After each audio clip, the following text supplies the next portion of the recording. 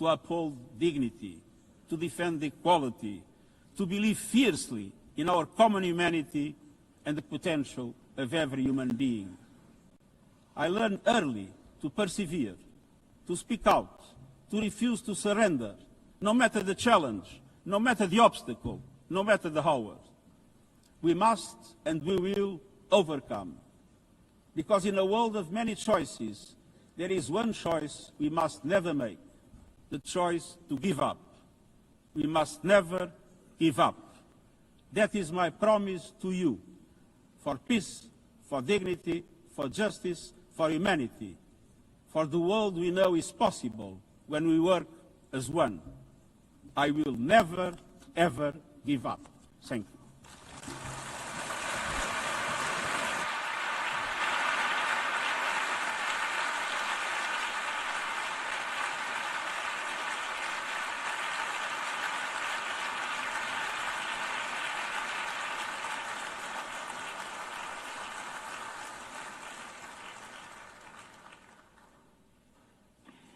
I thank the Secretary General. The Assembly will now turn to Agenda Item 8, entitled General Debate.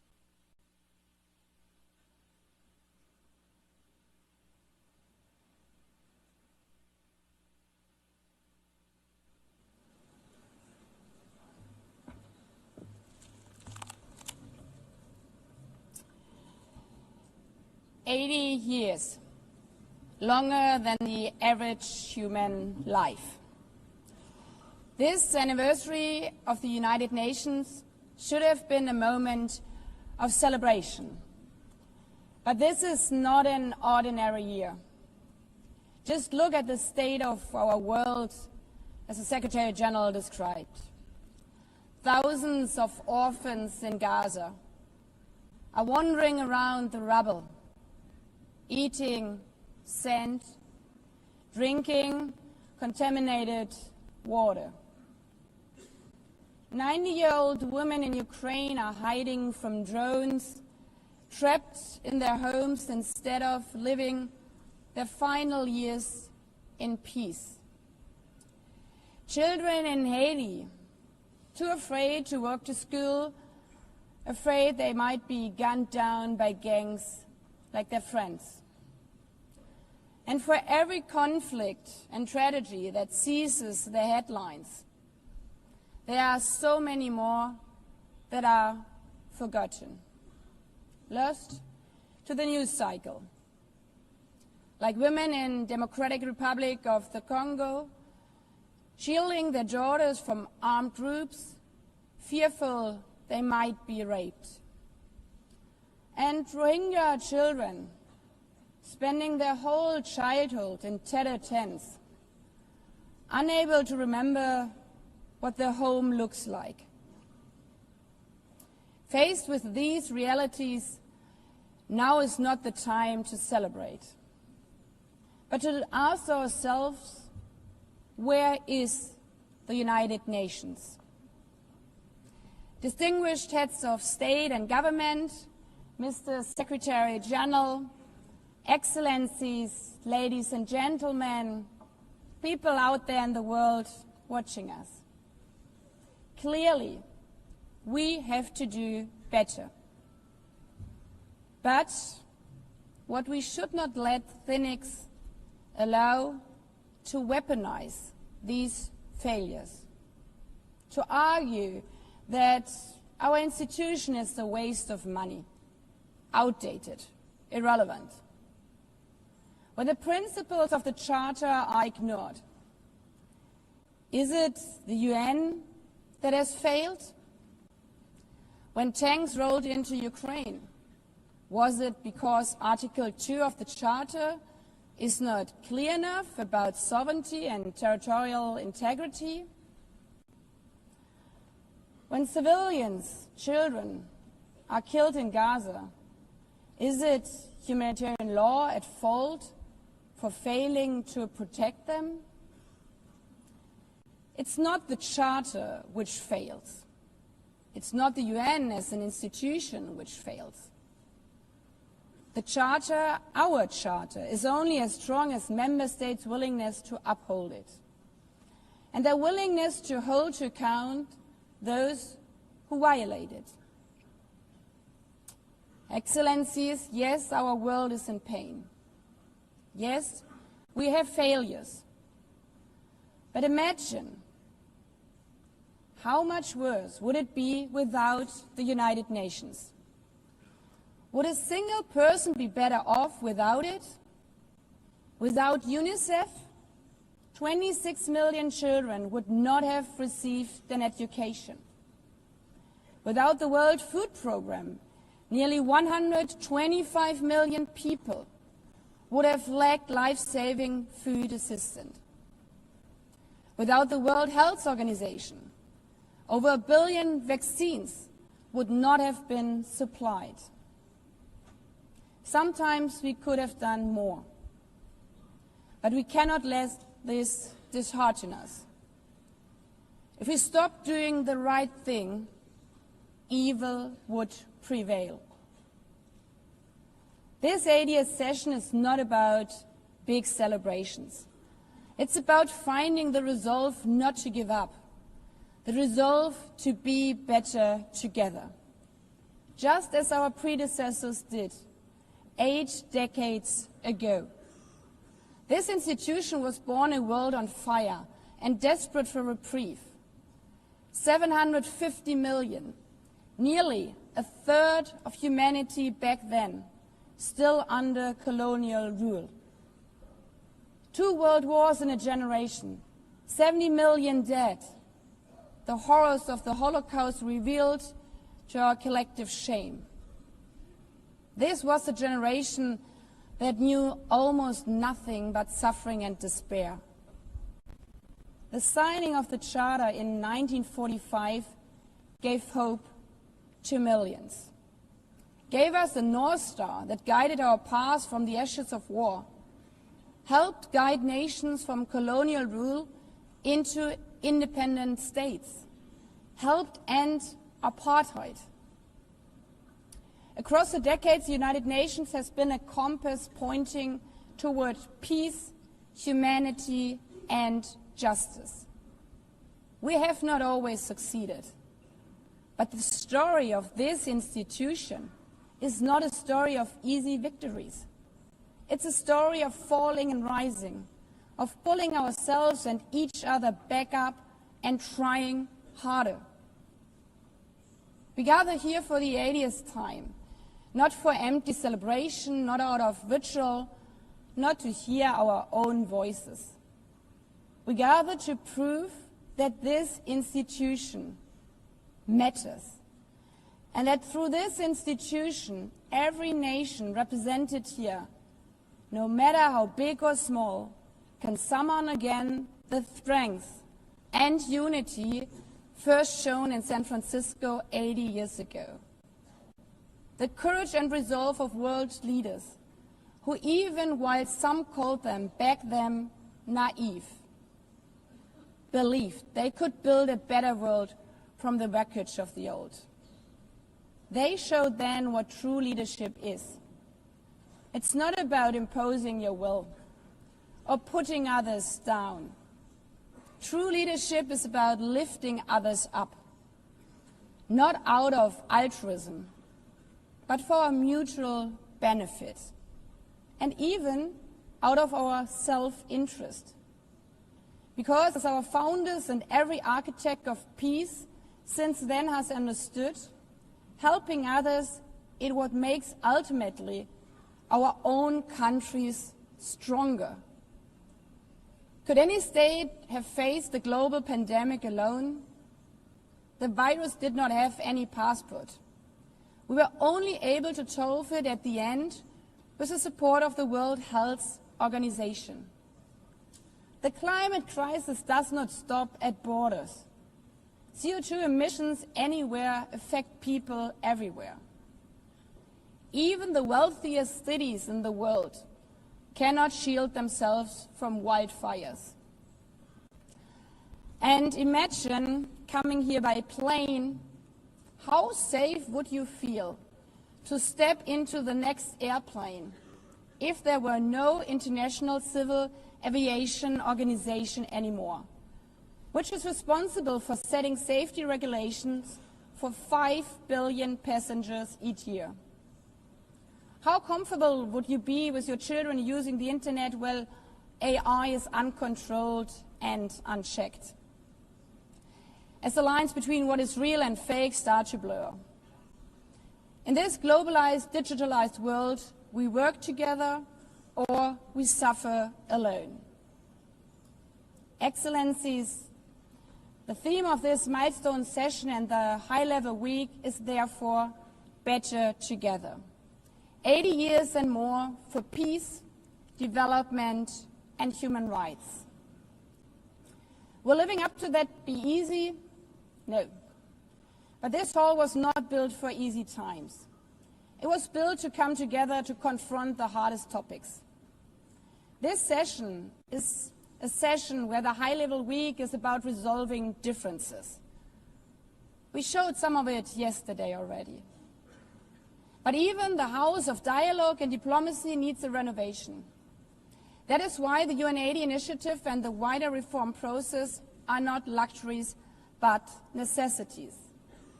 We are literally now at a crossroads, a make it or break it moment, politically, financially. Therefore, we have to deliver a United Nations that is agile, cost-effective, and fit for purpose.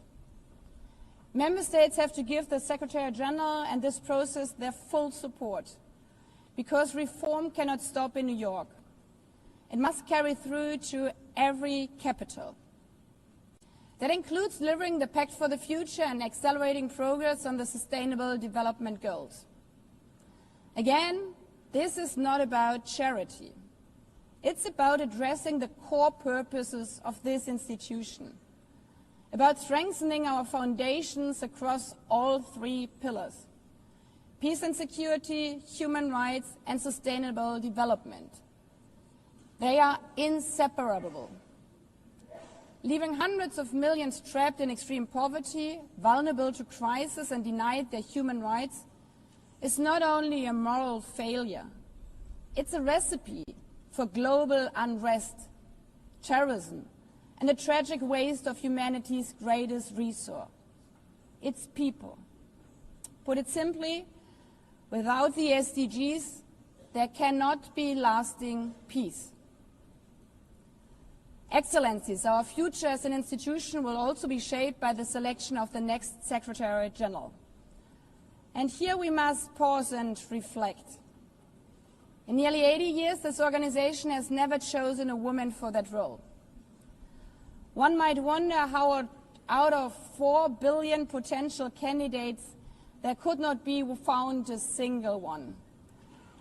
Of course,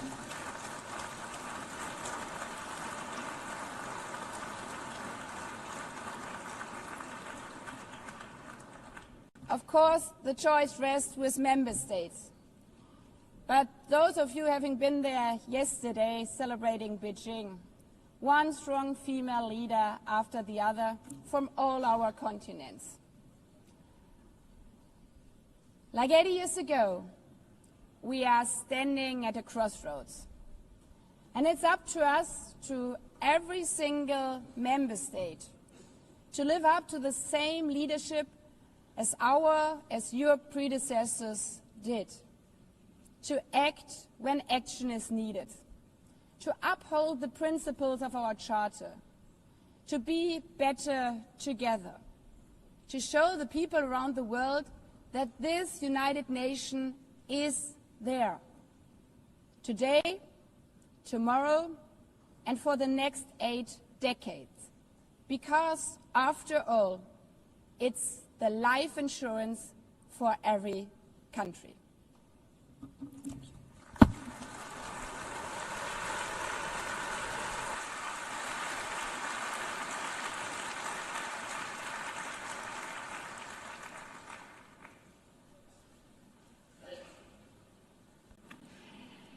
Before giving the floor to the first speaker for this morning, I would like to remind member states that the list of speakers for the general debate has been established on the agreed basis that statements should be no longer than 15 minutes to enable all the speakers to be heard at a given meeting.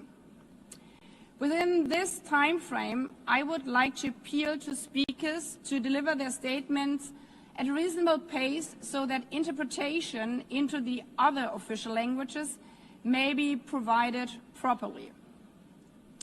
I would also like to draw your attention to the decision taken by the Assembly at previous sessions, namely that the practice of expressing congratulations inside the Assembly Hall after speech has been delivered is strongly discouraged. After delivering their statements from the rostrum, speakers are invited to exit the hall through room JA200, located behind the podium, before returning to their seats. May I take it that the Assembly agrees to proceed in this manner? It's so decided. Finally, I should like to draw the attention of Member States that during the general debate, official photographers are in the room and will take official photographs of all speakers by the Department of Global Communications. Members interested in obtaining these photographs are requested to contact the Photo Library of the United Nations. By this, the Assembly will hear an address by His Excellency Luiz Inácio Lula da Silva, President of the Federative Republic of Brazil. I request the protocol to escort His Excellency and invite him to address the Assembly.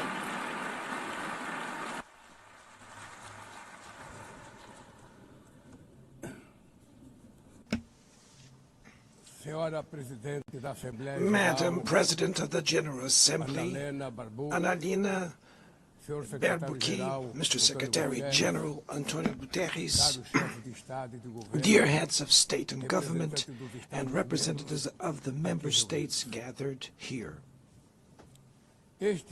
This should be a time to celebrate the United Nations. Created at the end of the war, the UN symbolizes the highest expression of the aspiration for peace and prosperity. Today, however, the ideals that inspired its founders in San Francisco are under threat as never before in their history. Multilateralism is at a new crossroads. The organization's authority is in check. We are witnessing the consolidation of an international order marked by repeated concessions to power play, attacks on sovereignty, arbitrary sanctions, and unilateral interventions are becoming the rule. There is a clear parallel between the multilateralism crisis and the weakening of democracy. Authoritarianism is strengthened when we fail to act in the face of arbitrary acts, when the international society falters in defending peace, sovereignty, and the rule of law. The consequences are tragic. Throughout the world, anti-democratic forces are trying to subjugate institutions and stifle freedoms. They worship violence, praise ignorance, act as physical and digital militias, and restrict the press. Even under an unprecedented attack, Brazil chose to resist and defend its democracy, regained 40 years ago by its people after 2 decades of dictatorial governments. There is no justification for unilateral and arbitrary measures against our institutions and our economy. The aggression against the independence of the judiciary branch of power is unacceptable. This interference in domestic affairs is aided by a subservient far right who is nostalgic of past hegemonies. False patriots plan and publicly promote actions against Brazil. Peace cannot be achieved with impunity. A few days ago, and for the first time in 525 years of our history, a former head of state was convicted of attacking the democratic rule of law. He was investigated, indicted, trialed, and held accountable for his actions in a meticulous process. He has the right to defend himself was secured, a prerogative that dictatorships deny to their victims. Before the eyes of the world, Brazil sent a message to all aspiring autocrats and those who support them. Our democracy, our sovereignty are non-negotiable.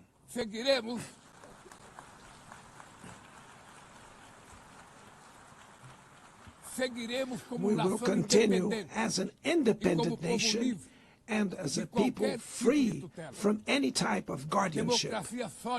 Sound democracies go beyond the electoral ritual. Its strength presupposes the reduction of inequalities, the guarantee of the most basic rights: food, safety, work, housing, education, and health. Democracy fails when women earn less than men or die at the hands of partners and family members. It loses when it closes its doors and blames migrants for the world's ills. Poverty is as much an enemy of democracy as extremism.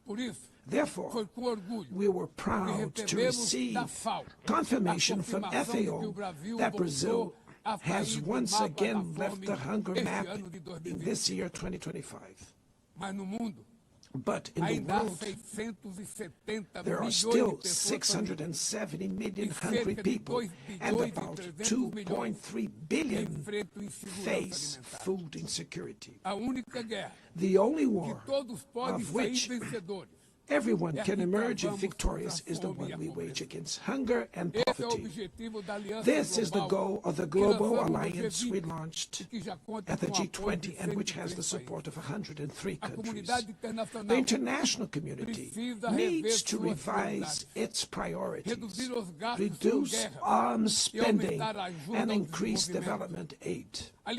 Relieve the service of the foreign debt of the poorest countries, above all African nations, and set minimum global tax standards so that the super rich pay more taxes than workers. Democracy is also measured by the ability to protect families and the childhood. Digital platforms offer possibilities for us to come together in ways we never imagined, but they have been used for sowing intolerance, misogyny, xenophobia, and misinformation. The internet cannot be a land of lawlessness. It's up to governments to protect the most vulnerable. Regulating does not mean restraining freedom of expression. It's about ensuring that what is already illegal in the real world is treated the way in the virtual environment. Attacks on regulation serve to cover up hidden interests and provide shelter for crimes such as fraud, human trafficking, pedophilia, and attacks against democracy. The Brazilian parliament was right to rush to address this issue. Last week, I proudly enacted one of the world's most advanced laws for the protection of children and adolescents in the digital environment.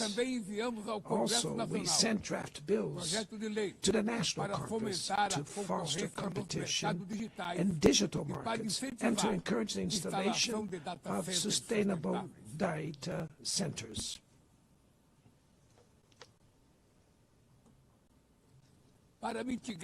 To mitigate the risks of artificial intelligence, we are committed to building multilateral governance in line with the Global Digital Compact that was approved in this plenary last year. Ladies and gentlemen, Your Excellencies, in Latin America and the Caribbean, we are experiencing a time of growing polarization and instability. Maintaining the region as a zone of peace is and was our priority. We are a continent free of weapons of mass destruction, without ethnic or religious conflicts. The comparison between crime and terrorism is worrying. The most effective way to combat drug trafficking is to cooperate to suppress money laundering and limit arms trade. Using lethal force in situations that do not constitute armed conflict is tantamount to executing people without trial. Other parts of the planet have already witnessed interventions that cause greater damage than intended, with serious humanitarian consequences. The path to dialogue must not be closed in Venezuela. Haiti has the right to a violence-free future, and it is unacceptable that Cuba be listed as a country that sponsors terrorism. In the conflict in Ukraine, we all already know that there will be no military solution. The recent meeting in Alaska raised hopes for a negotiated way out. It's necessary to pave the way for a realistic solution. This implies taking into account the legitimate security concerns of all parties. The African Initiative and the Friends for Peace group created by China and Brazil can help promote dialogue and a diplomatic solution. No situation is more emblematic of the disproportionate and illegal use of force than the one occurring in Palestine. The terrorist attacks perpetrated by Hamas are indefensible from any angle, but nothing, absolutely nothing, justifies the ongoing genocide in Gaza.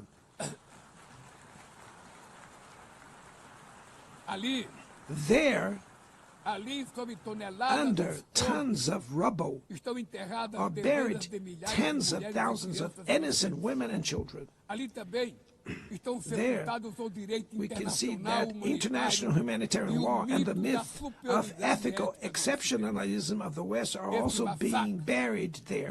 This massacre would not have happened without the complicity of those who could have prevented it. In Gaza, hunger is used as a weapon of war, and the forced displacement of populations goes on unimpeded. I express my admirations to the Jews who, inside and outside Israel, oppose this collective punishment. The Palestinian people are at risk of disappearing. They will only survive with an independent state integrated to the international community. This is the solution defended by more than 150 UN members, reaffirmed yesterday here in this very plenary, but barred by a single veto. It is regrettable that President Mahmoud Abbas was prevented by the host country of occupying the Palestinian bench at this historical moment.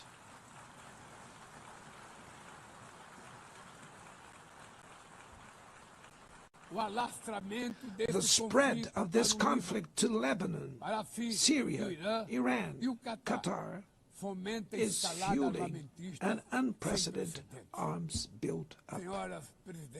Madam President, bombs and nuclear weapons will not protect us from the climate crisis. The year of 24 was the warmest already registered. COP30 in the city of Belém, Brazil, will the COP of truth.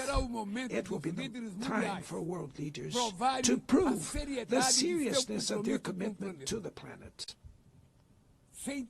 Without a complete picture of the NDC's nationally determined contributions, we were walking blindfolded towards the abyss. Brazil has committed to reducing its emissions by 59 and 67%, covering all greenhouse gases and all sectors of the economy. Developing nations face climate change while grappling with other challenges. Meanwhile, rich countries enjoy a standard of living reached at the expense of 200 years of greenhouse gas emissions, demanding greater ambition and greater access to resources and technology. It's not a matter of charity, but of justice. The race for critical minerals essential for energy transition cannot reproduce the predatory and asymmetrical logic that has characterized recent centuries. In Belém City, the world will learn about the reality of the Amazon. Brazil has already reduced deforestation by half in the region in the last 2 years. Eradicating it requires ensuring decent living conditions for its millions of inhabitants. Promoting sustainable development is the objective of the Tropical Forest Forever facility, which Brazil intends to launch to compensate countries that keep their forests standing. But the time has come to move from the negotiation phase to the implementation stage. The world owes a lot to the regime created by the Climate Convention. Climate change needs to be brought to the heart of the UN so that it gets the attention it deserves. A council linked to the General Assembly with the power and legitimacy to monitor commitments provide coherence to climate action. This is a fundamental step towards a broader reform of the organization, which would also include an expanded Security Council in the 2 member categories. Few areas have worsened as much as the multilateral trading system.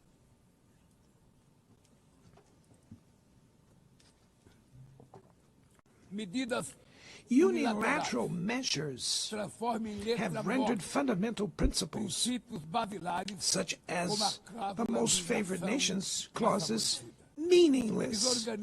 They have disrupted value chains and threw the global economy into a pernicious spiral of high prices and stagnation. It is urgent to refound the WTO based on modern and flexible foundations. Your Excellencies, ladies and gentlemen, this year, the world lost 2 exceptional public figures.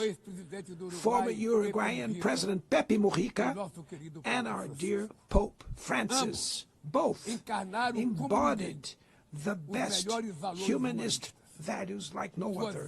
Their lives were intertwined with the 8 decades of the UN's existence. If they were still among us, they would use this platform to remember that authoritarianism, environmental degradation, and inequality are not relentless, that the only ones defeated are those who stand idly by, resigned, and that we can defeat the false prophets and oligarchs who exploit fear and monetize hate, and that tomorrow is made of daily choices, and it takes courage to act to transform it. In the future that Brazil envisions, there is no room for the reenactment of ideological rivalries or spheres of influence. Confrontation is not inevitable. We need leaders with clear visions who understand that the international order is not a zero-sum game. The 21st century will be increasingly multipolar. For it to remain peaceful, it cannot fall to multilateral. Brazil is giving increasing importance to the European Union, the African Union, ASEAN, CELAC, BRICS, and the G20. The voice of the Global South must be heard. The UN has today almost 4 times more members than the 51 who were at its foundation. Our historic mission is to make it once again a barrier of hope and a promoter of equality, peace, sustainable development, diversity, and tolerance. May God bless us all. And thank you very much.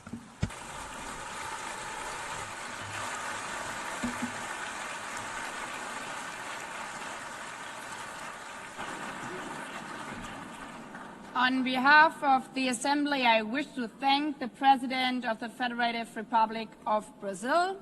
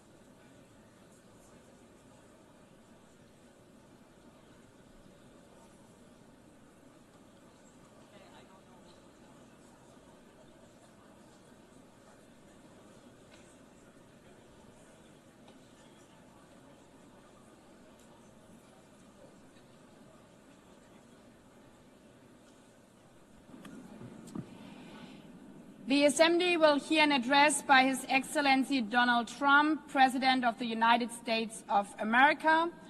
I request protocol to escort His Excellency and invite him to address the Assembly.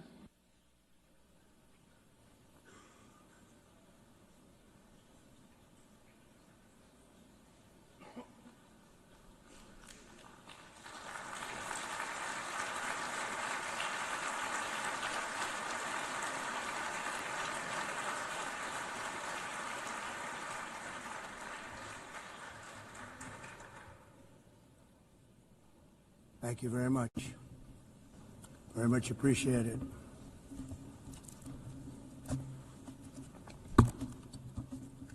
And I don't mind making this speech without a teleprompter, because the teleprompter is not working.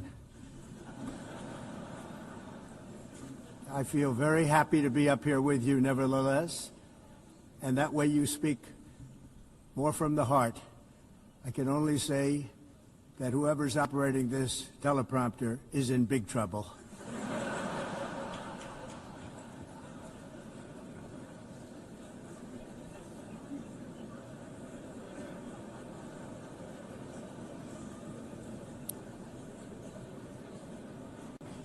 Hello, Madam First Lady. Thank you very much for being here. And Madam President, Mr. Secretary General, First Lady of the United States, distinguished delegates, ambassadors, and world leaders. 6 years have passed since I last stood in this grand hall and addressed a world that was prosperous and at peace in my first term. Since that day, the guns of war have shattered the peace I forged on 2 continents. An era of calm and stability gave way to one of the great crises of our time. And here in the United States, 4 years of weakness, lawlessness, and radicalism under the last administration delivered our nation into a repeated set of disasters. 1 year ago, our country was in deep trouble. But today, just 8 months into my administration, we are the hottest country anywhere in the world, and there is no other country even close. America is blessed with the strongest economy, the strongest borders, the strongest military, the strongest friendships, and the strongest spirit of any nation on the face of the earth. This is indeed the golden age of America. We are rapidly reversing the economic calamity we inherited from the previous administration, including ruinous price increases and record-setting inflation like we've never had before. Under my leadership, energy costs are down, gasoline prices are down, grocery prices are down, mortgage rates are down, and inflation has been defeated. The only thing that's up is the stock market, which just hit a record high. In fact, it hit a record high 48 times in the last short period of time. Growth is surging, manufacturing is booming. The stock market, as I said, is doing better than it's ever done. And all of you in this room benefit by that, almost everybody. And importantly, workers' wages are rising at the fastest pace in more than 60 years. And that's what it's all about, isn't it? In 4 years of President Biden, we had less than $1 trillion of new investment into the United States. In just 8 months since I took office, we have secured commitments and money already paid for $17 trillion. Think of it, 4 years, less than $1 trillion, 8 months, much more than $17 trillion is being invested in the United States, and it's now pouring in from all parts of the world. We've implemented the largest tax cuts in American history and the largest regulation cuts in American history, making this once and again the best country on earth to do business. And many of the people in this room are investing in America, and it's turned out to be an awfully good investment during this 8-month period. In my first term, I built the greatest economy in the history of the world. We had the best economy ever, history of the world. And I'm doing the same thing again, but this time it's actually much bigger and even better. The numbers far surpass my record-setting first term. On our southern border, we have successfully repelled a colossal invasion, and for the last 4 months, and that's 4 months in a row, the number of illegal aliens admitted and entering our country has been 0. Hard to believe, because if you look back just a year ago, it was millions and millions of people pouring in from all over the world, from prisons, from mental institutions, drug dealers. All over the world they came. They just poured into our country with the ridiculous open border policy of the Biden administration. Our message is very simple. If you come illegally into the United States, you're going to jail, or you're going back to where you came from, or perhaps even further than that. You know what that means. I want to thank the country of El Salvador for the successful and professional job they've done in receiving and jailing so many criminals that entered our country. And it was under the previous administration that the number became record-setting, and they're all being taken out. We have no choice. And other countries have no choice, because other countries are in the exact same situation with immigration. It's destroying your country, and you have to do something about it. On the world stage, America is respected again like it has never been respected before. You think about 2 years ago, 3 years ago, 4 years ago, or 1 year ago, we were a laughingstock all over the world.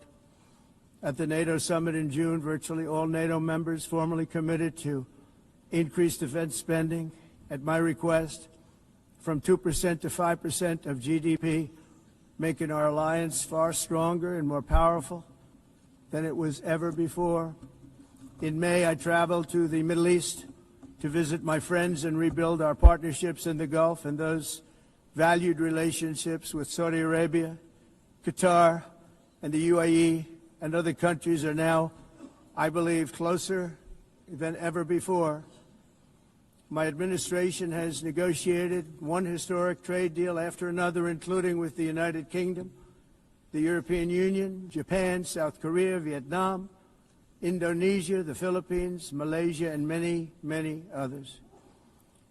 Likewise, in a period of just 7 months, I have ended 7 unendable wars. They said they were unendable.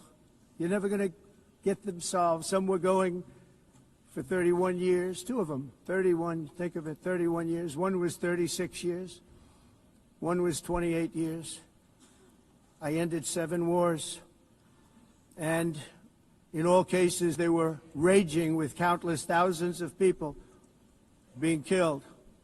This includes Cambodia and Thailand, Kosovo and Serbia, the Congo and Rwanda, a vicious, violent war that was, Pakistan and India, Israel and Iran, Egypt and Ethiopia, and Armenia and Azerbaijan. It included all of them. No president or prime minister, and for that matter, no other country has ever done anything close to that. And I did it in just 7 months. It's never happened before. There's never been anything like that. I'm very honored to have done it. It's too bad that I had to do these things instead of the United Nations doing them. And sadly, in all cases, the United Nations did not even try to help in any of them. I ended 7 wars, dealt with the leaders of each and every one of these countries, and never even received a phone call from the United Nations offering to help in finalizing the deal. All I got from the United Nations was an escalator that on the way up stopped right in the middle. If the First Lady wasn't in great shape, she would have fallen. But she's in great shape. We're both in good shape. We both stood. And then a teleprompter that didn't work. These are the 2 things I got from the United Nations, a bad escalator and a bad teleprompter. Thank you very much. And by the way, it's working now. It just went on. Thank you. I think I should just do it the other way. It's easier. Thank you very much. I didn't think of it at the time because I was too busy working to save millions of lives. That is the saving and stopping of these wars.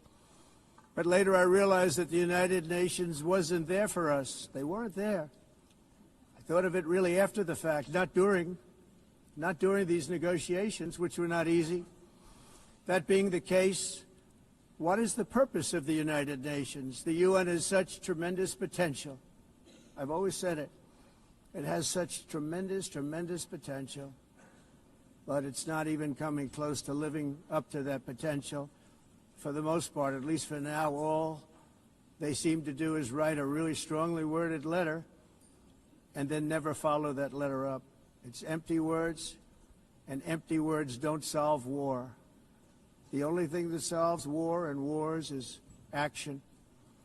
Now, after ending all of these wars and also earlier negotiating the Abraham Accords, which is a very big thing for which our country received no credit, never receives credit. Everyone says that I should get the Nobel Peace Prize for each one of these achievements.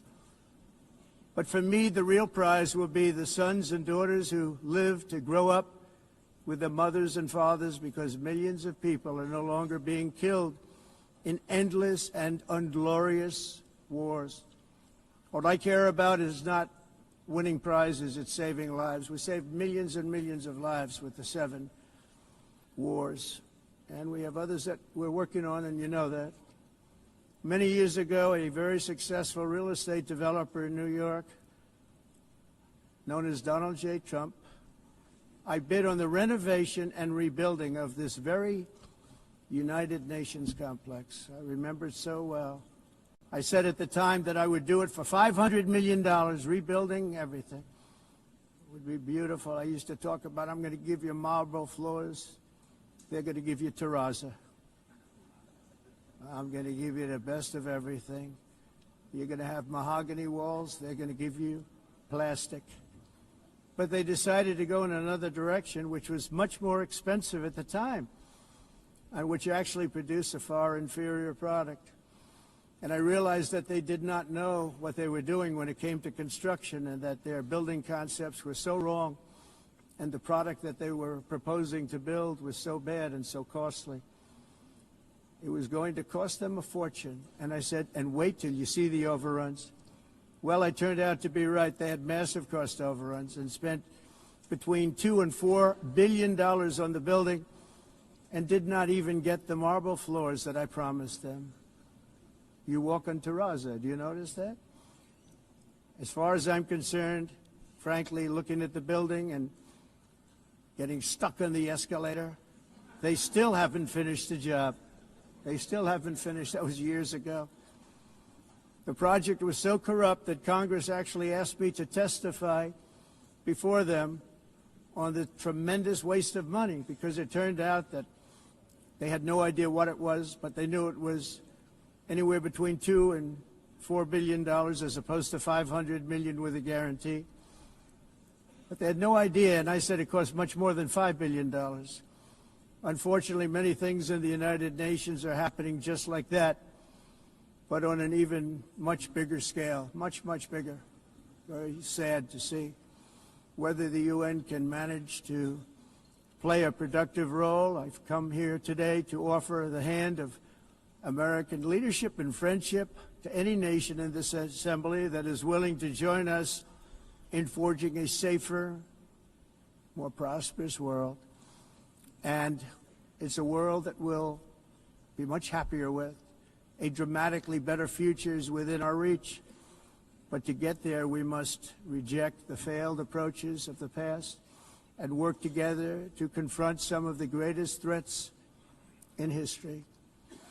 There is no more serious danger to our planet today than the most powerful and destructive weapons ever devised by man, of which the United States, as you know, has many.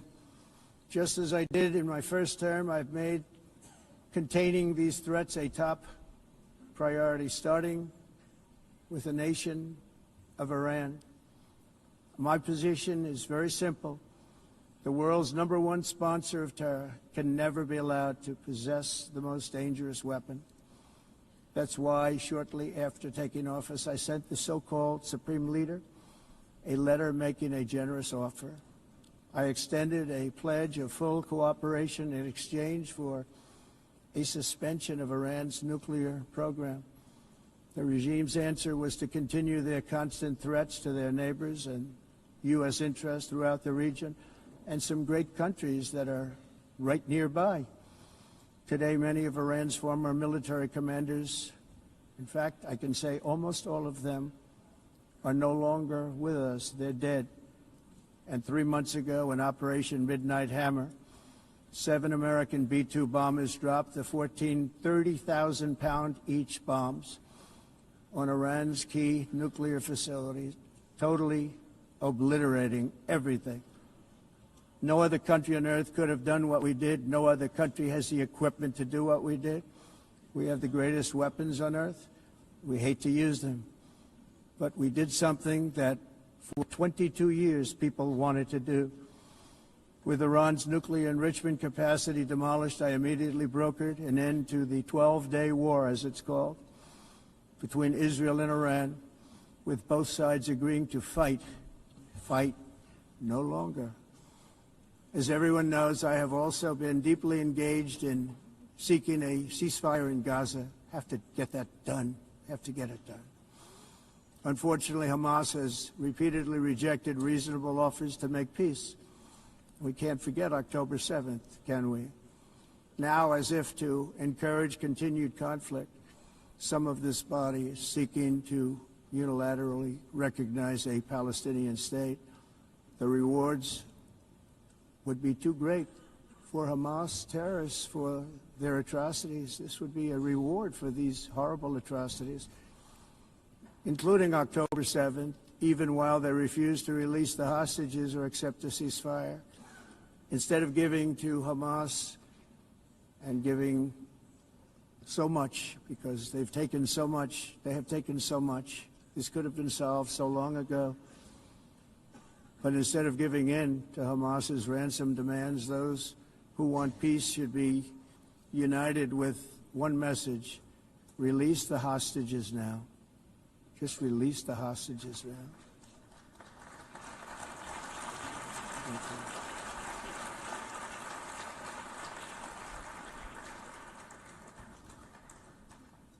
Thank you. As we have got to come together, and we will come together, got to get it done. We have to stop the war in Gaza immediately. We have to stop it. We have to get it done. We have to negotiate. Immediately have to negotiate peace. We got to get the hostages back. We want all 20 back. We don't want 2 and 4. As you know, I got, along with Steve Witkoff and others that helped us, Marco Rubio, we got most of them back. We were involved in all of them. But I always said the last 20 are going to be the hardest, and that's exactly what happened. We have to get them back now. We don't want to get back 2, and then another 2, and then 1, and then 3. Have this process. No, we want them all back, and we want the actually 38 dead bodies back too. Those parents came to me and they want them back, and they want them back very quickly and very badly, as though they were alive. They want them. They want them every bit as much as if their son or daughter were alive. I've also been working relentlessly, stopping the killing in Ukraine. I thought that would be, of the 7 wars that I stopped, I thought that would be the easiest because of my relationship with President Putin, which had always been a good one. I thought that was going to be the easiest one. But you know, in war, you never know what's going to happen. There are always lots of surprises, both good and bad. Everyone thought Russia would win this war in 3 days, but it didn't work out that way. It was supposed to be just a quick little skirmish. It's not making Russia look good. It's making them look bad. No matter what happens from here on out, this was something that should have taken a matter of days, certainly less than a week.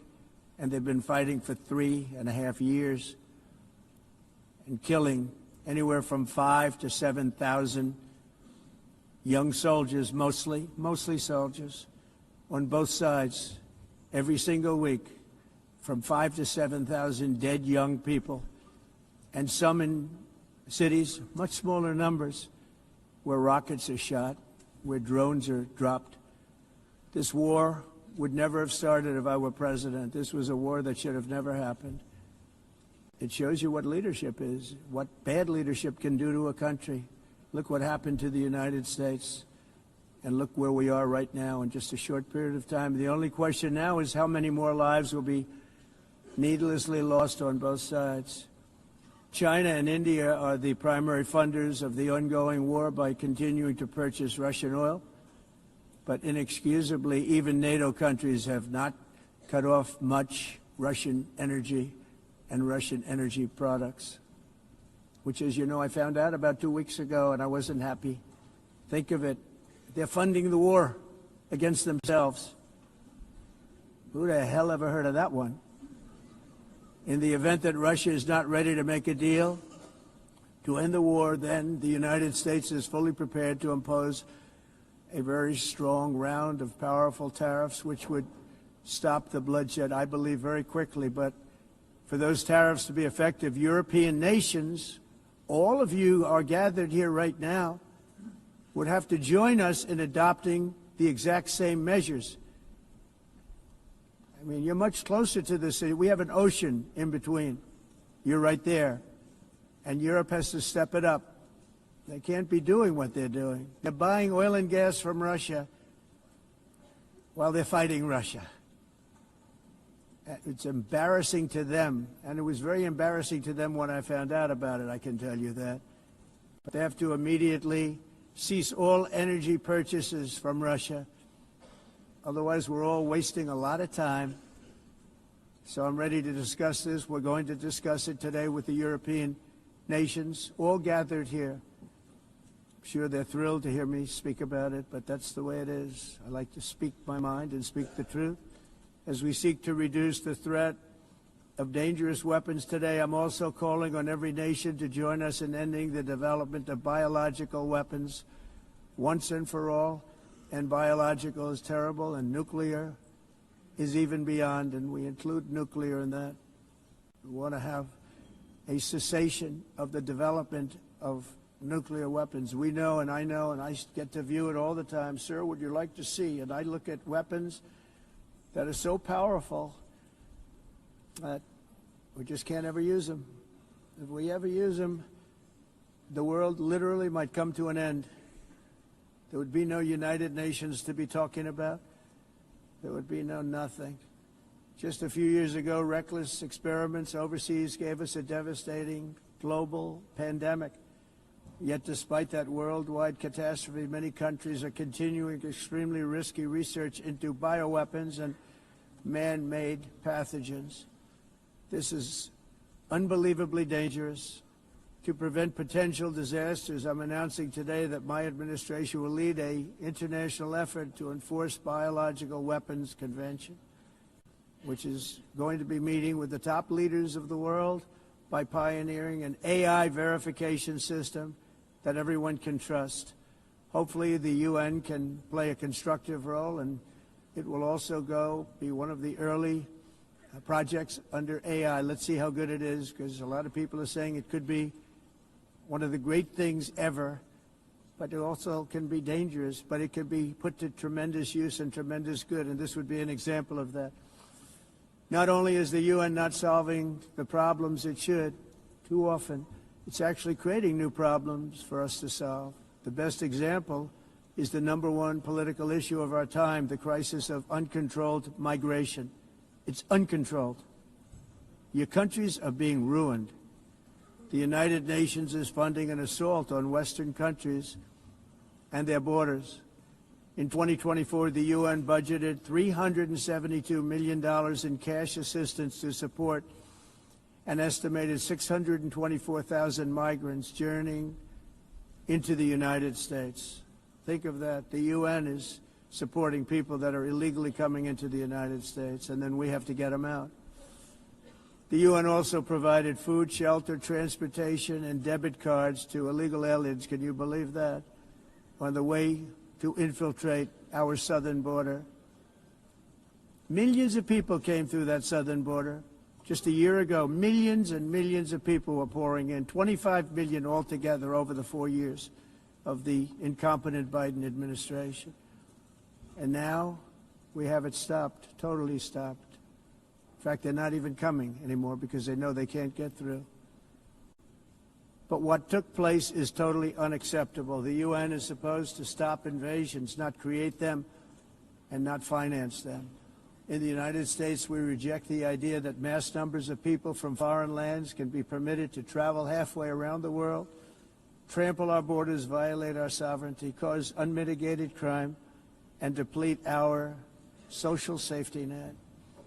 We have reasserted that America belongs to the American people, and I encourage all countries to take their own stand in defense of their citizens as well. You have to do that because I see it. I'm not mentioning names. I see it, and I can call every single one of them out. You're destroying your countries. They're being destroyed. Europe is in serious trouble. They've been invaded by a force of illegal aliens like nobody's ever seen before. Illegal aliens are pouring into Europe. Nobody is ever, and nobody's doing anything to change it, to get them out.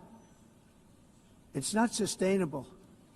And because they choose to be politically correct, they're doing just absolutely nothing about it.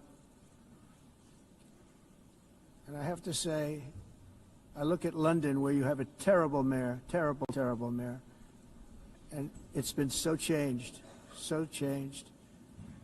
Now they want to go to Sharia law, but you're in a different country. You can't do that. Both the immigration and their suicidal energy ideas will be the death of Western Europe if something is not done immediately. This cannot be sustained. What makes the world so beautiful is that each country is unique. But to stay this way, every sovereign nation must have the right to control their own borders. You have the right to control your borders, as we do now, and to limit the sheer numbers of migrants entering their countries and paid for by the people of that nation that were there and that built that particular nation at the time. They put their blood, sweat, tears, money into that country, and now they're being ruined. Proud nations must be allowed to protect their communities and prevent their societies from being overwhelmed by people they have never seen before, with different customs, religions, with different everything. Where migrants have violated laws, lodged false asylum claims, or claimed refugee status for illegitimate reasons, they should, in many cases, be immediately sent home. And while we will always have a big heart for places and people that are struggling and truly compassionate, answers will be given. We have to solve the problem, and we have to solve it in their countries, not create new problems in our countries. And we are very helpful to a lot of countries that are just not able to send their people anymore. They used to send them to us in caravans of 25,000, 30,000 people each. These massive caravans of people pouring into our country, totally unchecked and unvetted. But not anymore. According to the Council of Europe, in 2024, almost 50% of inmates in German prisons were foreign nationals or migrants. In Austria, the number was 53% of the people in prisons were from places that weren't from where they are now. In Greece, the number was 54%, and in Switzerland, beautiful Switzerland, 72% of the people in prisons are from outside of Switzerland. When your prisons are filled with so-called asylum seekers who repaid kindness, and that's what they did, they repaid kindness with crime, it's time to end the failed experiment of open borders. You have to end it now. See, I can tell you, I'm really good at this stuff. Your countries are going to hell. In America, we've taken bold action to swiftly shut down uncontrolled migration. Once we started detaining and deporting everyone who crossed the border and removing illegal aliens from the United States, they simply stopped coming. They're not coming anymore. We're getting a lot of credit, but they're not coming anymore. This was a humanitarian act for all involved, because on the trips up, thousands of people a week were dying. Women were being raped. Nobody's ever seen anything like it. Raped, horribly beaten, raped. On the trip up, the journey up, it was a long walk. It was a long, arduous journey, indeed. And it was also a historic victory against human trafficking throughout the region. What we did was a victory, and we saved so many lives of people that wouldn't make the journey. That journey was loaded up with death. Loaded up with death. Dead bodies all along the roads of jungles. To get up, they go through jungles, they go through areas so hot you couldn't breathe. They were dying of suffocation, areas so hot that you couldn't breathe. Dead bodies all over. By them not coming, we're saving tremendous numbers of lives. My people have done a fantastic job in doing what they did, and the American public agrees with it. I mean, I was very proud to see this morning I have the highest poll numbers I've ever had. Part of it is because of what we've done on the border. I guess the other part is what we've done in the economy. Joe Biden's policies empowered murderous gangs, human smugglers, child traffickers, drug cartels, and prisoners from all over the world. The previous administration also lost nearly 300,000 children. Think of that. They lost more than 300,000 children, little children, who were trafficked into the United States on the Biden watch, many of whom have been raped, exploited, and abused, and sold. Sold. Nobody talks about that. The fake news doesn't write about it. With many others, young children who are missing or dead. And we found a lot of these children, and we're sending them back, and we've been sending them back to their parents. They said, nobody knows who they are. They said, where do you come from? And they'll give us a country, and we'll find out, and we'll figure it out, and we'll bring them back to their homes. And the mother and father rush to the door, and there are tears in their eyes. They can't believe that they're seeing their son or daughter, their little son or daughter again.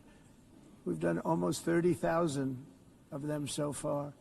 Any system that results in the mass trafficking of children is inherently evil. Yet that is exactly what the globalist migration agenda has done, and it's what it's all about. In America, those days, as you know, are over. The Trump administration is working, and we are continuing to work to track down the villains that are causing this problem, and also, as I said, to get back the 30,000 we've already returned. Now I think we're going to have another. We're going to find a lot. You're not going to find all of them. 300, more than 300,000. They're lost or they're dead. They're lost or they're dead because of the animals that did this. To protect our citizens, I've also designated multiple savage drug cartels as far as and you see this, and you see it happening right before your eyes.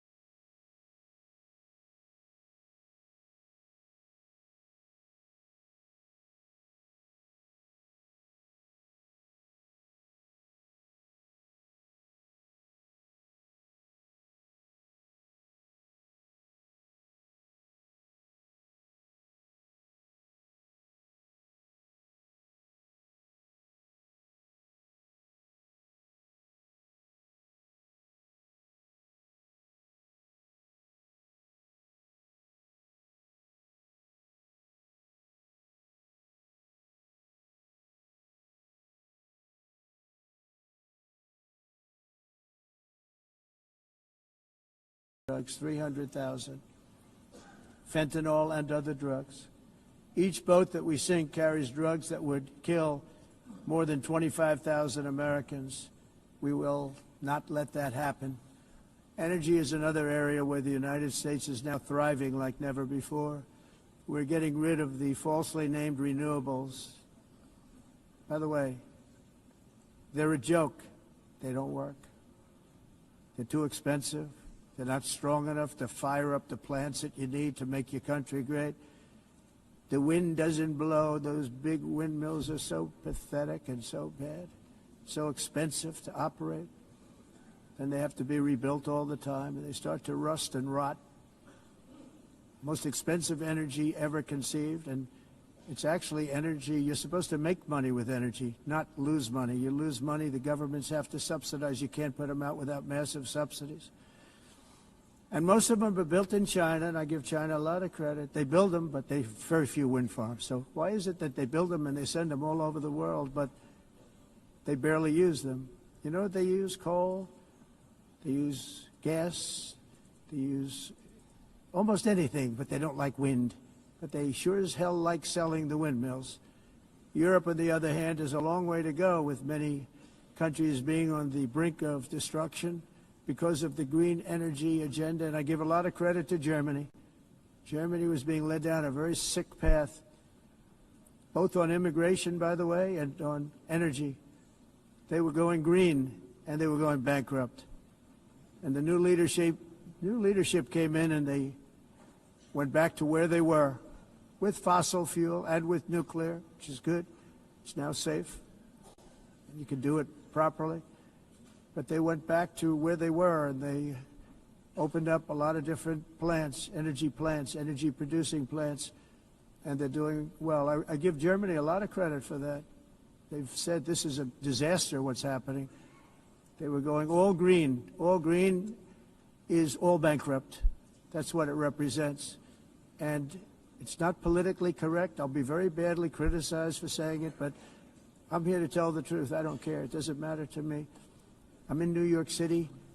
I'm feeling a lot safer. Crime, we're getting crime down. And by the way, speaking of crime, Washington, D.C. was the crime capital of America. Now it's after 12 days, it's a totally safe city. Everyone's going out to dinner. They're going out to restaurants. Your wife can walk down the middle of the street with or without you. Nothing's going to happen. My people have done a fantastic job. And yes, I called in the National Guard, and the National Guard took care of business. And they weren't politically correct, but they took care of business. We got 1,700 career criminals out, brought them back to where they came from, the countries where they came from, or put them in jails. Washington, D.C. is now a totally safe city again, and I welcome you to come. In fact, we'll have dinner together at a local restaurant, and we'll be able to walk. We don't have to go by an armor-plated vehicle. We'll walk right over there from the White House. They've given up their powerful edge, a lot of the countries that we're talking about, in oil and gas, such as essentially closing the great North Sea oil. Oh, the North Sea, I know it so well.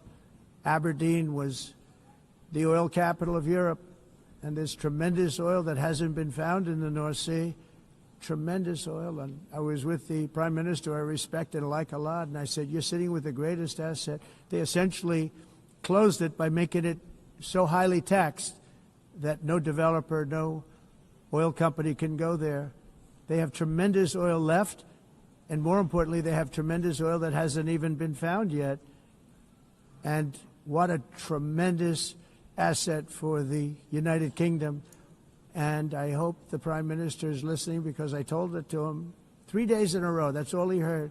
North Sea oil, North Sea, because I want to see them do well. I want to stop seeing them ruining that beautiful Scottish and English countryside with windmills and massive solar panels that go 7 miles by 7 miles, taking away farmland.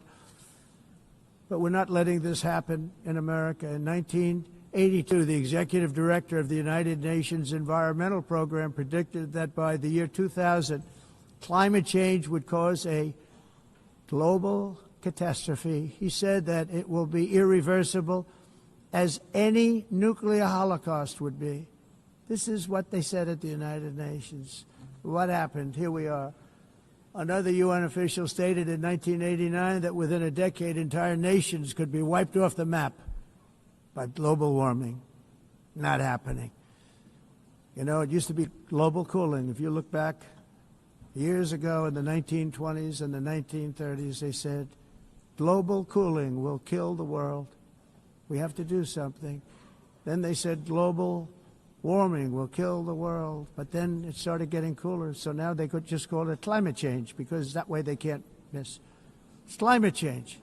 Because if it goes higher or lower, whatever the hell happens, there's climate change. It's the greatest con job ever perpetrated on the world, in my opinion. Climate change, no matter what happens, you're involved in that. No more global warming, no more global cooling. All of these predictions made by the United Nations and many others, often for bad reasons, were wrong. They were made by stupid people that have cost their countries fortunes and given those same countries no chance for success. If you don't get away from this green scam, your country is going to fail. And I'm really good at predicting things, you know. They actually said during the campaign they had a hat, the best-selling hat. Trump was right about everything. And I don't say that in a braggadocious way, but it's true. I've been right about everything. And I'm telling you that if you don't get away from the green energy scam, your country is going to fail. And if you don't stop people that you've never seen before, that you have nothing in common with, your country is going to fail. I'm the President of the United States, but I worry about Europe. I love Europe. I love the people of Europe. And I hate to see it being devastated by energy and immigration. This double-tailed monster destroys everything in its wake, and they cannot let that happen any longer. You're doing it because you want to be nice.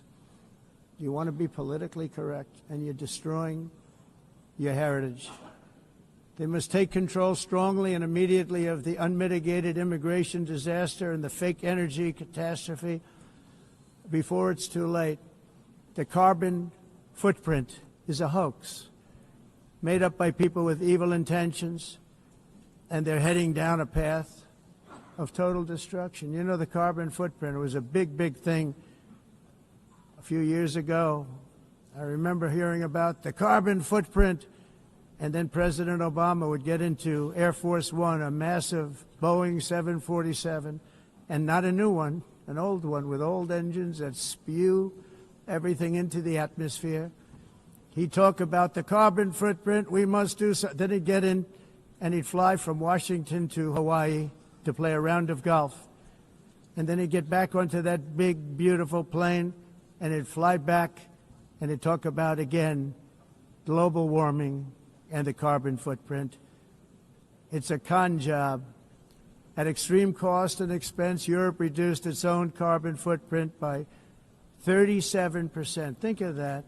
Congratulations, Europe. Great job.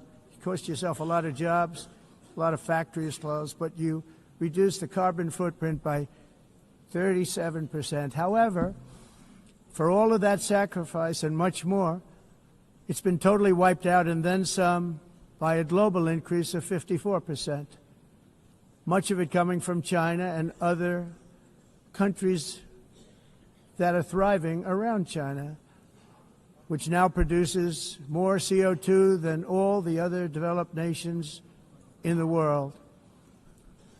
So all of these countries are working so hard on the carbon footprint, which is nonsense, by the way. It's nonsense. You know, it's interesting.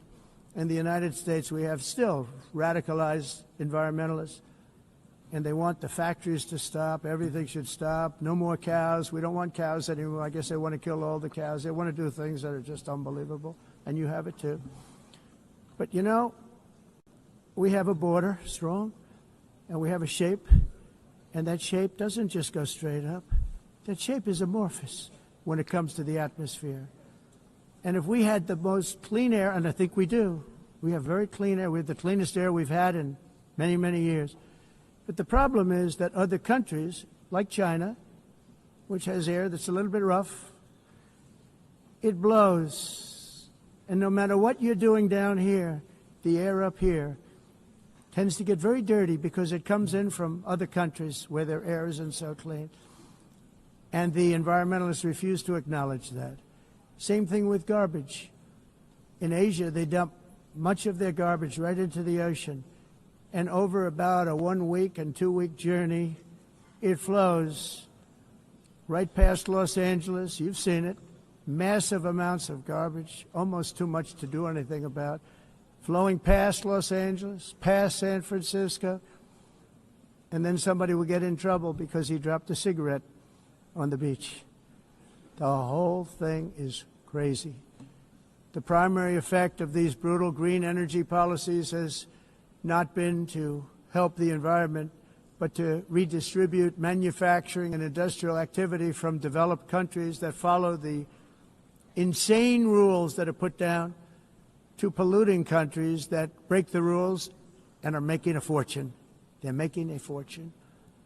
European electricity bills are now 4 to 5 times more expensive than those in China, and 2 to 3 times higher than the United States. And our bills are coming way down. You probably see that our gasoline prices are way down. You know, we have an expression, drill.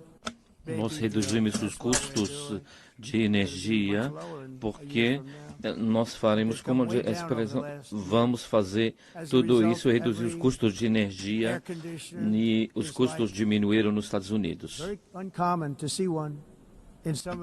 Por exemplo, se você olhar nos países em faturas de energia, nós não climatizamos. Mas nós, nos Estados Unidos, conseguimos usar eles e evitar aumento da temperatura, porque é muito caro também usar nado e ninguém usa tudo isso.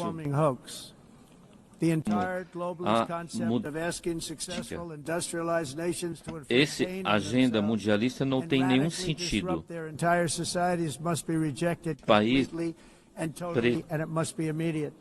That's why in America I withdrew from the fake Paris Climate Accord, where, by the way, America was paying so much more than every country. Others weren't paying. China didn't have to pay until 2030. Russia was given an old standard that was easy to meet, a 1990 standard. But for the United States, we're supposed to pay like $1 trillion. And I said, this is another scam. The fact is, the United States has been taken advantage of by the world for many, many years, but not any longer, as you probably noticed. I unleashed massive energy production and signed historic executive orders to hunt for oil, but we don't have to do much hunting because we have the most oil of any nation anywhere, oil and gas in the world. And if you add coal, we have the most of any nation in the world. Clean, I call it clean, beautiful coal. You can do things today with coal that you couldn't have done 10 years ago, 15 years. So I have a little standing order in the White House. Never use the word coal, only use the words clean, beautiful coal. Sounds much better, doesn't it? But we stand ready to provide any country with abundant, affordable energy supplies if you need them, when most of you do. We're proudly exporting energy all over the world. We're now the largest exporter. In the United States, we want trade and robust commerce with all nations, everybody. We want to help nations. We're going to help nations. But it must also be fair and reciprocal. The challenge with trade is much the same with climate. The countries that followed the rules, all their factories have been plundered. It's really sad to watch. They've been broken. They've been broken by countries that broke the rules. That's why the United States is now applying tariffs to other countries, and much as these tariffs were for many years applied to us, uncontrollably applied to us. We've used tariffs as a defense mechanism under the Trump administration, including my first term, where hundreds of billions of dollars in tariffs were taken in. And by the way, we had the lowest inflation, and now we have very low inflation. The only thing different is that we have hundreds of billions of dollars flowing into our country. But this is how we will ensure that the system works for everyone and is sustainable into the future. We're also using tariffs to defend our sovereignty and security throughout the world, including against nations that have taken advantage of former U.S. administrations for decades, including the most corrupt, incompetent administration in history, the sleepy Joe Biden administration. Brazil now faces major tariffs in response to its unprecedented efforts to interfere in the rights and freedoms of our American citizens and others, with censorship, repression, weaponization, judicial corruption, and targeting of political critics in the United States. I have a little problem saying this because I must tell you, I was walking in and the leader of Brazil was walking out. We saw him and I saw him, he saw me, and we embraced. And then I'm saying, can you believe I'm going to be saying this in just 2 minutes? But we actually agreed that we would meet next week. We didn't have much time to talk, like about 20 seconds. They were in retrospect, I'm glad I waited because this thing didn't work out too well. But we did talk. We had a good talk, and we agreed to meet next week, if that's of interest. But he seemed like a very nice man, actually. He liked me, I liked him. But if you, and I only do business with people I like. When I don't like them, I don't like them. But we had, at least for about 39 seconds, we had excellent chemistry. It's a good sign. But also in the past, Brazil, can you believe this, unfairly tariffed our nation, but now because of our tariffs, we are hitting them back, and we're hitting them back very hard. As president, I will always defend our national sovereignty and the rights of American citizens. So I'm very sorry to say this, that Brazil is doing poorly and will continue to do poorly. They can only do well when they're working with us. Without us, they will fail, just as others have failed. It's true. Next year, the United States will celebrate the 250th anniversary of our glorious independence, a testament to enduring power and American freedom and spirit. We will also be proudly hosting the 2026 FIFA World Cup, and shortly thereafter the 2028 Olympics, which is going to be very exciting. I hope you all come. I hope that countless people from all over the globe will take part of these will be great celebrations of liberty and human achievement, and that together we all can rejoice in the miracles of history that began in July 4th, 1776, when we founded the light to all nations. And it's something really that an amazing thing came out of that date. It's called the United States of America.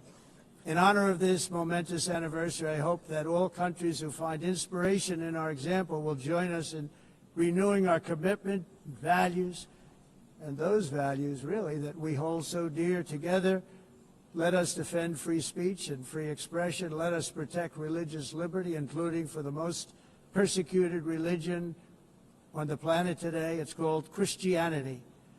And let us safeguard our sovereignty and cherish qualities that have made each of our nations so special, incredible, and extraordinary. In closing, I just want to repeat that immigration and the high cost of so-called green renewable energy is destroying a large part of the free world and a large part of our planet. Countries that cherish freedom are fading fast because of their policies on these two subjects. You need strong borders and traditional energy sources if you are going to be great again.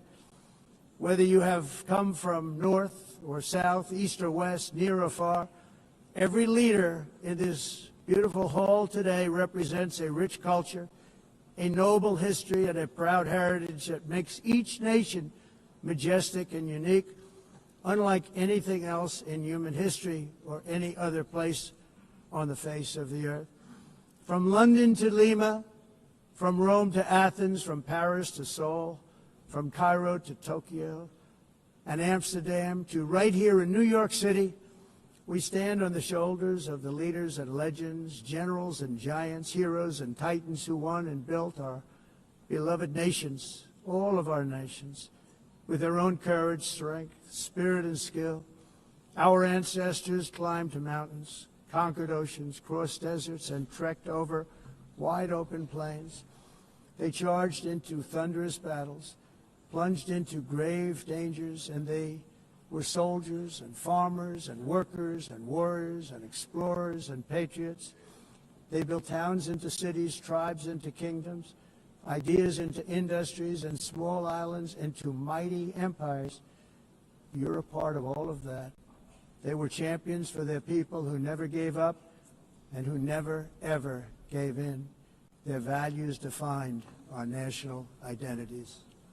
Their visions forged our magnificent destiny. Everybody in this room is a part of it in your own way. Each of us inherits the deeds and the myths, the triumphs, the legacies of our own heroes and founders who so bravely showed us the way. Our ancestors gave everything for homelands that they defended with pride, with sweat, with blood, with life, and with death.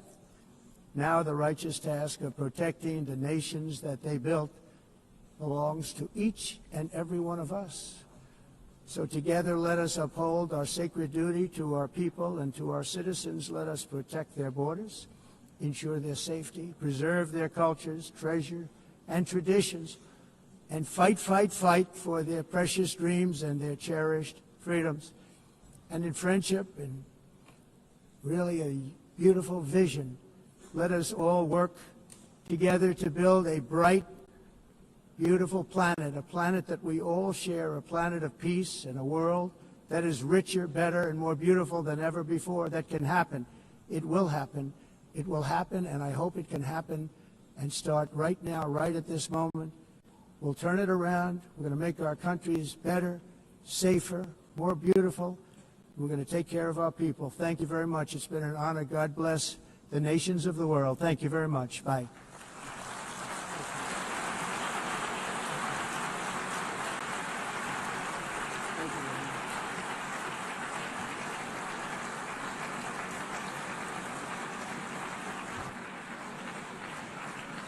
On behalf of the Assembly, I wish to thank the President of the United States,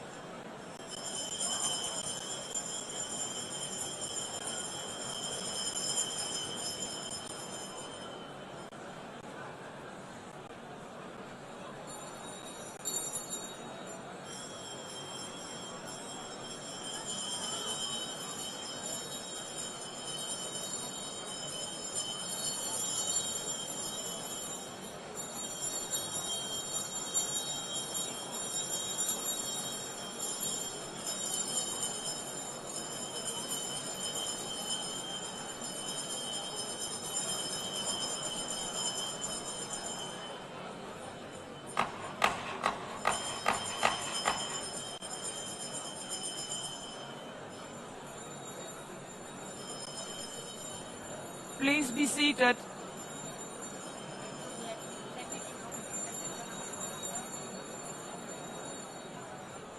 Please be seated.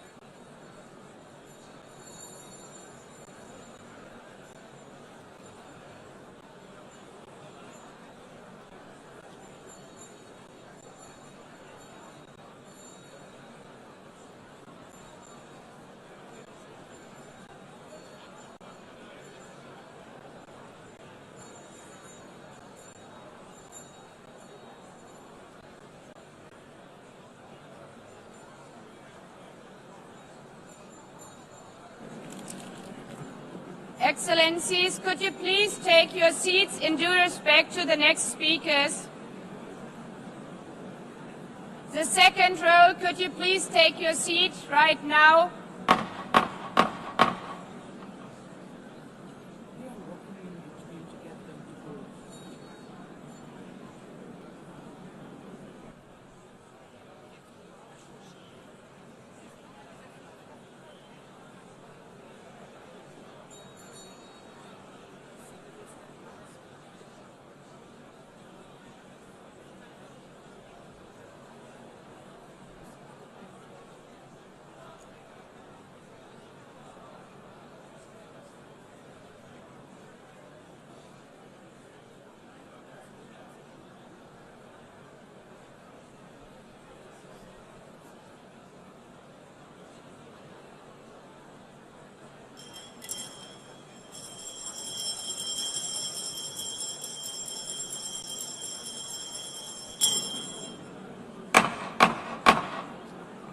Please take a seat now.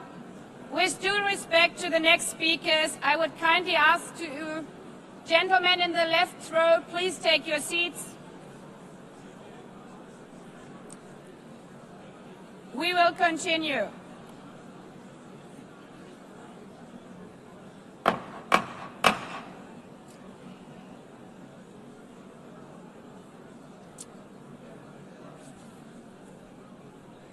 Excellencies, as we are receiving inquiries, I would like to assure you that don't worry, the UN teleprompters are working perfectly.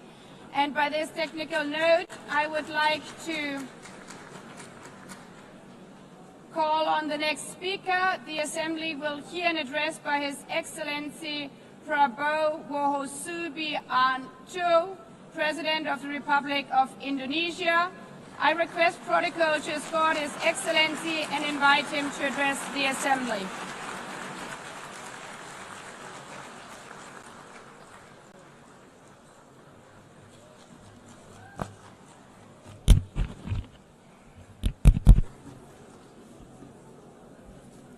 His Excellency, Mr. Antonio Guterres, Secretary General of the United Nations, Her Excellency, Madame Annalena Baerbock, President of the United Nations General Assembly,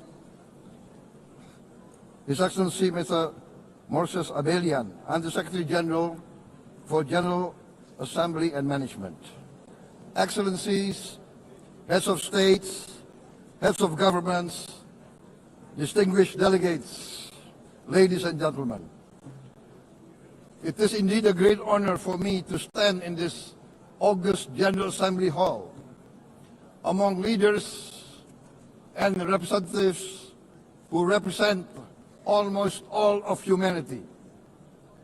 We differ in race, religion, and nationality, yet we gather together today as one human family.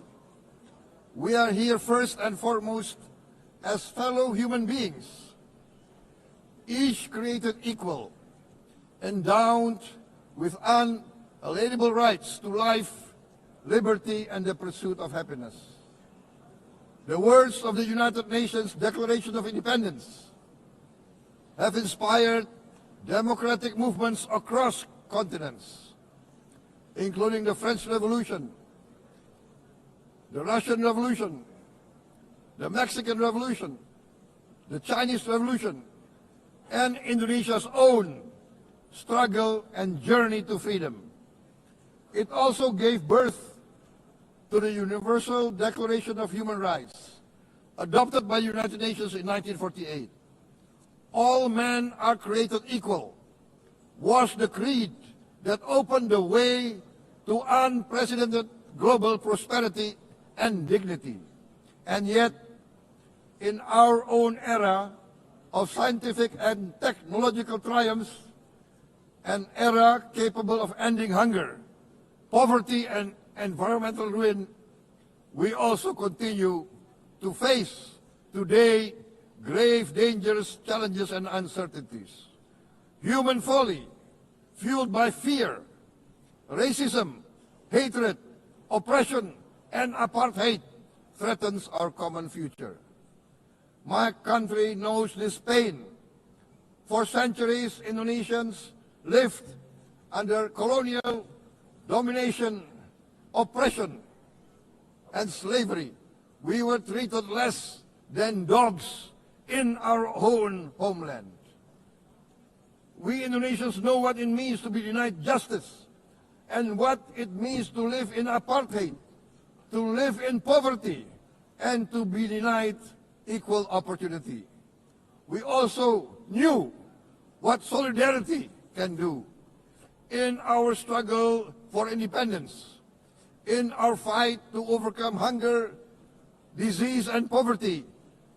The United Nations stood with Indonesia and gave us vital assistance.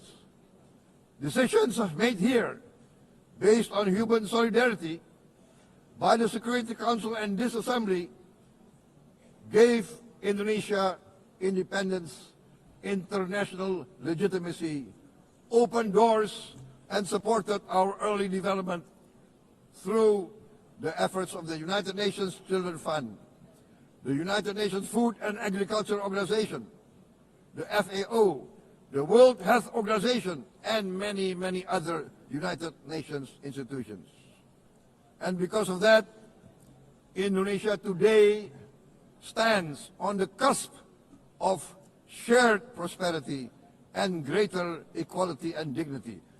Madam President, Excellencies, our world today is driven by conflict, injustice, and deepening uncertainty.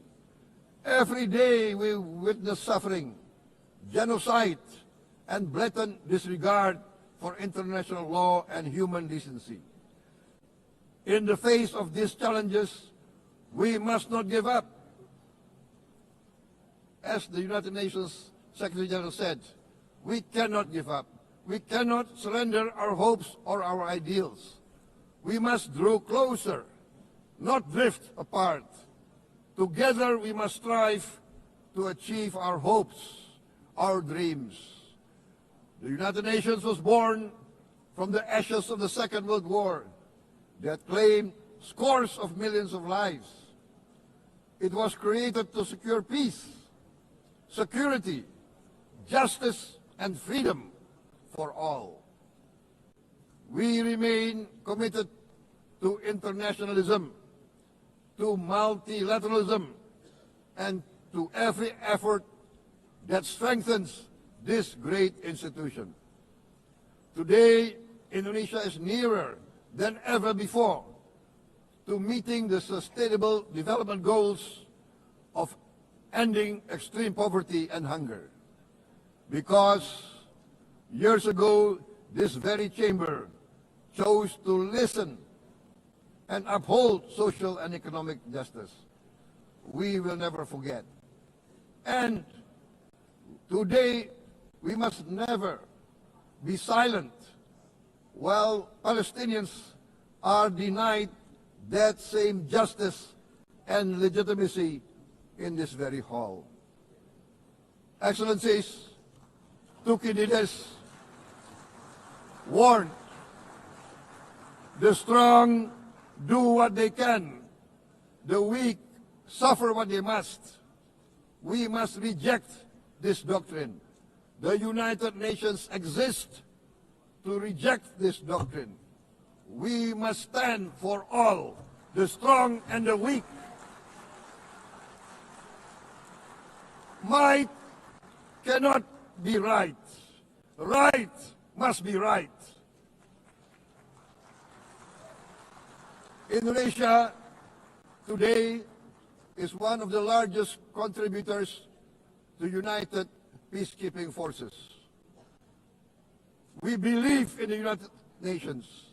We will continue to serve where peace needs guardians, not with just words, but with boots on the ground.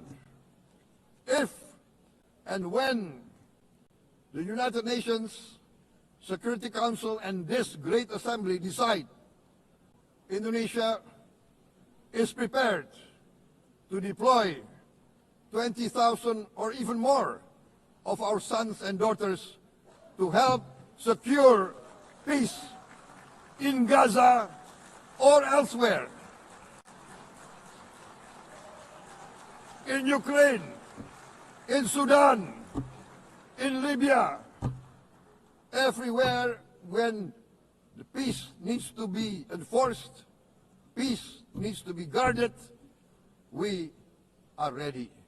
We will take our share of the burden, not only with our sons and daughters, we are also willing to contribute financially to support the great mission to achieve peace by the United Nations. Madam President, Excellencies, I propose to this Assembly a message of hope and optimism, grounded in action and execution.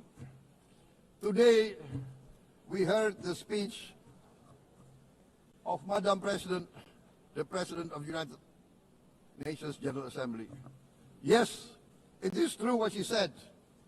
Without the International Civil Aviation Organization, will we be here today? Will we sit in this great hall? Without the United Nations, we cannot be safe. No country can feel secure. We need the United Nations, and Indonesia will continue to support the United Nations, even though we still struggle. But we know the world needs a strong United Nations. The world's population is growing. Our planet is under strain. Food, energy, and water insecurity haunt many nations. We choose to answer these challenges directly at home and to help abroad wherever we can. This year, Indonesia recorded the highest rice production and grain reserves in our history. We are now self-sufficient in rice, and we are starting now to export rice to other nations in need, including providing rice for Palestine. We are building resilient food supply chains, strengthening farmer productivity, investing in climate-smart agriculture to ensure food security for our children and for the children of the world. We are confident in a few years' time, Indonesia will be the granary of the world. As the world's largest island state, we testify before you that we are already experiencing the direct consequences of climate change, particularly the threat of rising sea levels. The sea level on the north coast of our capital city is increasing by 5 centimeters every year. Can you imagine in 10 years? Can you imagine in 20 years? For this, we are forced to build a giant seawall, 480 kilometers in length. It will take us maybe 20 years, but we have no choice. We have to start now. Therefore, we choose to confront climate change, not by slogans, but by immediate steps. We are committed to meeting our 2015 Paris Agreement obligations. We aim to achieve net zero emission by 2060, and we are very confident we can achieve net zero emission much earlier. We aim to reforest more than 12 million hectares of degraded forest, to reduce forest degradation, to empower local communities with quality green jobs for the future. Indonesia is shifting decisively from fossil fuel-based development towards renewable-based development. From next year, most of our additional power generation capacity will come from renewables. Our goal is clear: to lift all of our citizens out of poverty and make Indonesia a hub for solutions to food, energy, and water security. Madam President, Excellencies, we live in a time when hatred and violence can seem to be the loudest voices. But beneath this loud noise lies a quieter truth, that every person longs to be safe, to be respected, to be loved, and to leave a better world to their children. Our children are watching. They are learning leadership, not from textbook, but from our choices. Today, still, a catastrophic situation in Gaza is unfolding before our eyes. At this very moment, the innocent are crying for help, are crying to be saved. Who will save them? Who will save the innocent? Who will save the old and women? Millions are facing danger at this very moment. As we sit here, they are facing trauma. They are facing irreparable damage to their bodies. They are dying of starvation. Can we remain silent? Will there be no answer to their screams? Will we teach them that the human family can rise to the challenge? Madam President,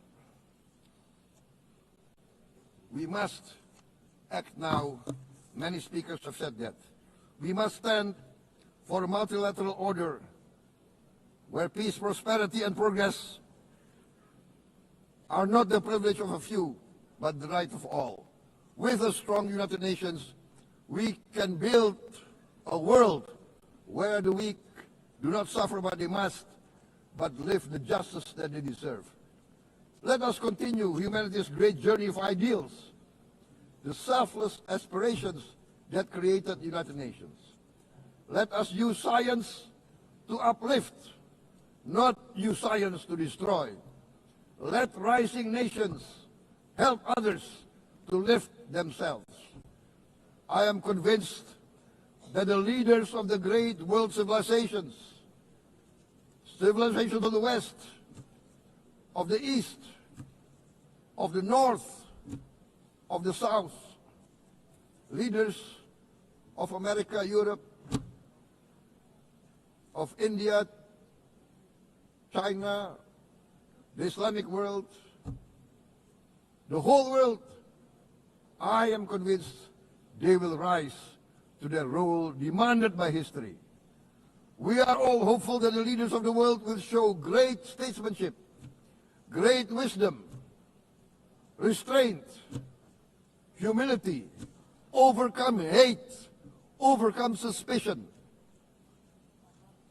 Madam President, distinguished delegates, we are greatly heartened by the events of the last few days, where significant leading countries of the world have chosen to side with history, to choose the right side of history, the path of the moral high ground, the path of rectitude, the path of justice, the path of humanity, to shun hatred, to overcome suspicion, and to avoid the use of violence.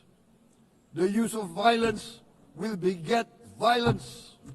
No one country can bully the whole community of the human family.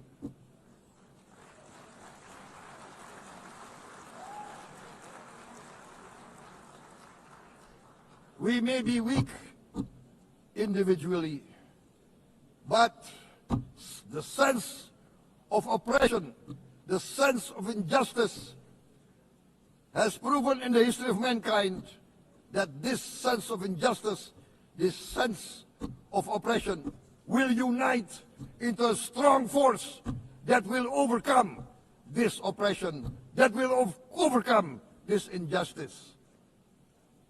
To close, I would like to reiterate again Indonesia's complete support for the two-state solution in Palestine. We must have an independent Palestine, but we must also recognize, we must also respect, and we must also guarantee the safety and security of Israel. Only then we can have real peace, and no longer hate and no longer suspicion. The only solution is this two-state solution. Two descendants of Abraham must live in reconciliation, peace, and harmony. Arabs, Jews, Muslims, Christians, Hindus, Buddhists, all religions, we must live as one human family. Indonesia is committed to being part of making this vision a reality. Is this a dream? Maybe, but this is the beautiful dream that we must work together towards. Let us work towards this noble goal. Let us continue humanity's journey of hope, a journey started by our forefathers, a journey that we must complete. Thank you. Wassalamualaikum warahmatullahi wabarakatuh.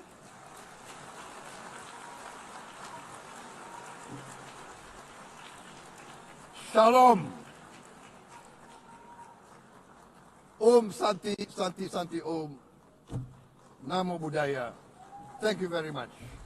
May God bless us all. May peace be upon us. Thank you very much. Thank you. On behalf of the Assembly, I wish to thank the President of the Republic of Indonesia.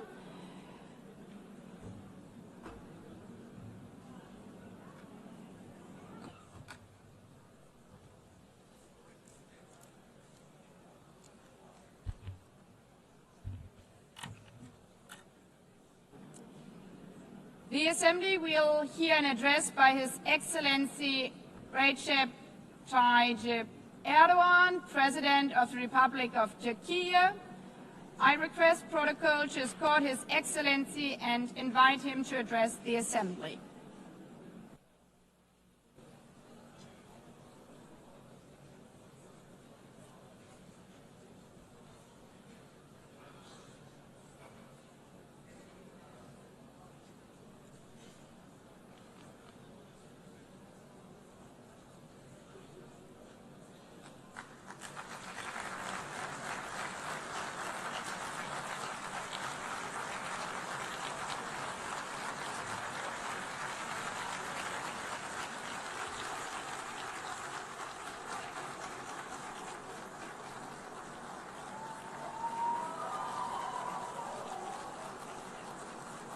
Sayın Başkan, Excellency, President of UNGA, devlet ve hükümet başkanları, Excellencies, Heads of State and Government, Sayın Genel Sekreter, Distinguished Secretary kıymetli General, delegeler, distinguished delegation members, şahsım ve milletim on behalf adına of myself and en my kalbi nation, I duygularımla greet you all with selamlıyorum. most heartfelt feelings. Birleşmiş Milletler I wish 80. for the Genel 80th Kurulu'nun United tüm Nations insanlık General için Assembly to hayırlara bring vesile blessings to olmasını all humanity. temenni ediyorum. İnsanlığın ortak vicdanını temsil I'm eden deeply honored bu to kürsüden address you once again from this sizlere bir podium, kez daha hitap which etmekten represents the collective büyük conscience bir of bahtiyarlık duyuyorum. humanity. Genel Kurul Başkanlığını tamamlayan I congratulate Sayın Mr. Young, Young'ı who tebrik ediyor. has completed Bu his görevi term as devralan President of the General Sayın Assembly, Berbok'a and I wish başarılar success to diliyorum. Ms. Baerbock, who has Konuşmamın hemen taken over başında this position. Filistin'in giderek artan sayıda ülke At the outset tarafından of my tanındığı speech, bir I would like to dönemde first express my Filistin regret Devlet at the Başkanı absence today Sayın of the Mahmut President Abbas'ın of the State bugün of Palestine, bizzat Mahmoud aramızda Abbas, at a olamayışından time when duyduğum Palestine üzüntüyü is being ifade etmek recognized istiyorum. by an increasing number of Biz countries. bugün bu kürsüde Today, we stand here on this podium. I stand here on this podium alongside my 86 million citizens, also for our Palestinian brothers and sisters whose voices are being silenced. teşekkür ediyor. Henüz bu kararı almayan I'd like to devletleri thank all the ise countries bir an who önce announced that they harekete recognize the geçmeye state of çağırıyorum. Palestine, and I call Sayın on Başkan, all the other countries değerli üyeler, who have not done so yet Birleşmiş to do Milletler so, to Şartı recognize bundan the state of 80 yıl Palestine önce as soon as San possible. Francisco'da imzalandı Esteemed President, ve distinguished members, 24 Ekim the United Nations Charter 1945'te was signed in San yürürlüğe Francisco girdi. 8 years ago, and it Birleşmiş entered into Milletler force on Kurulu October the Şartı'nın 24th, ilk 1945. maddesinin ilk kelimelerini I would like to recall here burada again the first tekrar words of the hatırlatmak first isterim. article of the UN Charter. Birleşmiş Milletler'in Quote, amacı the uluslararası purpose of barış the United Nations ve is güvenliği to maintain korumaktır. international peace and Evet, security, bizler unquote. bu salonda Birleşmiş As Milletler'in we celebrate the 80th anniversary 80. of the yaşını UN in kutlarken this hall, dünyanın grave events birçok are bölgesinde unfolding in many parts kuruluş of the world şartının that cast ilk a shadow maddesinin over the ilk very first kelimelerine words of gölge the düşürecek UN Charter's vahim opening hadiseler yaşanıyor. article. Özellikle Gazze'de gözlerimizin önünde Particularly in 700 Gaza, günü right aşkın before bir our süredir very eyes, soykırım genocide has been going devam on ediyor. for over Biz 700 days toplantı now. halindeyken dahi Even as we Gazze'de gather here, as we şu speak anda now, siviller Israel is currently katlediliyor. massacring civilians in Gazze'de Gaza. ölen sivillerin sayısı The number of civilian 65.000'i casualties in geçti. Gaza has surpassed Enkaz altında 65,000. kaç cenazenin olduğu Unfortunately, henüz the number of bilinmiyor. people who are still trapped under the Ölenlerin rubble 20 is binden not yet fazlası known, çocuk. and more than 20,000 İsrail of those who tarafından died were Gazze'de children. son 23 aydır For the last her 23 saat, months, evet, a her child saat has been murdered bir çocuk by Israel in acımasızca Gaza every hayattan hour. Yes, kopartılıyor. every hour. Bunlar sayı değil dostlar. These are not just figures, Hepsi birer dear can, friends. All of these, each one masum of insan. these is a Şu person, anda a human sadece being, silahlarla innocent değil, people. People are now being açlık killed not with silahıyla da weapons, insanlar but with the öldürülüyor. weapon of starvation. 21. yüzyılda medeni In the dünyanın 21st bakışları century, altında under the gaze of the civilized world, 428 people died of starvation. açlıktan Out of hayatını those kaybetti 428, ve sayı her geçen gün 146 artıyor. were children, Şimdi and size this number is increasing Gazze'deki every day. günlük hayatı anlatan Now, bir fotoğraf I will show you a göstereceğim. photo, which is a picture from daily life in Birinci Gaza. fotoğraf The first photo, gördüğünüz gibi as you see, ellerinde these are değerli people. kadınlar. These are women Ben with hepimiz these cups that they are elimizi holding in their vicdanımıza koyup hands, cups cevap and verin. buckets. Just 2025 feel your yılında conscience and answer the bir following gaddarlığın question. makul bir sebebi Can we possibly have a olabilir. reasonable reason Fakat for this insanlık brutality adına in bu utanç 2025? manzarası Gazze'de This 23 shameful aydır her gün picture in Gaza has tekrar been ediyor. unfolding and is being repeated 365 every day kilometre for kare içinde 23 yaşayan months now. And there are 2.5 million Gazans who live in 365 square kilometers. And every day what happens is they are being dragged from one place to another. The healthcare infrastructure of Gaza is completely collapsed. Doctors have been killed or they have disappeared while under custody. Ambulances have been hit. Hospitals targeted and destroyed. Treatment is not possible. Surgery is not possible. It's not possible to find medications. Now, dear friends, now, as Tayyip Erdogan, with a heavy heart, with my heart bleeding here, I'm telling you, innocent little ones, just 2 or 3 years old, without hands, arms, or legs, have become, unfortunately, a common sight to see in Gaza.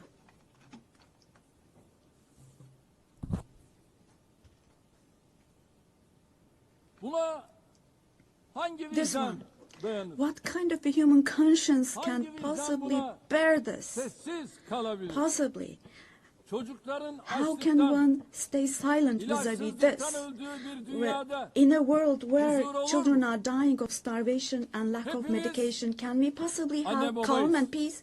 We all are parents. We have children or grandchildren who we dearly cherish. Here, say in America or in Europe, anywhere in the world, when a small rose thorn hurts a child's hand, the hearts of parents break.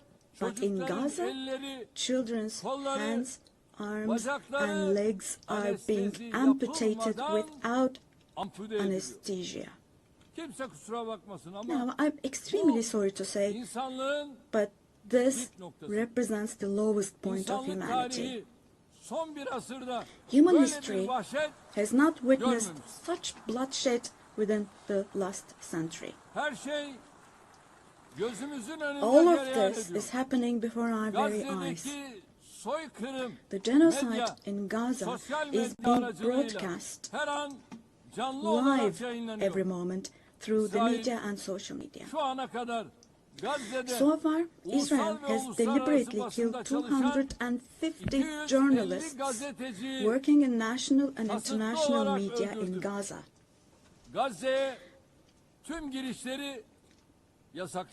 And they have closed all the entrance into Gaza, but they still have not been able to cover up the genocide.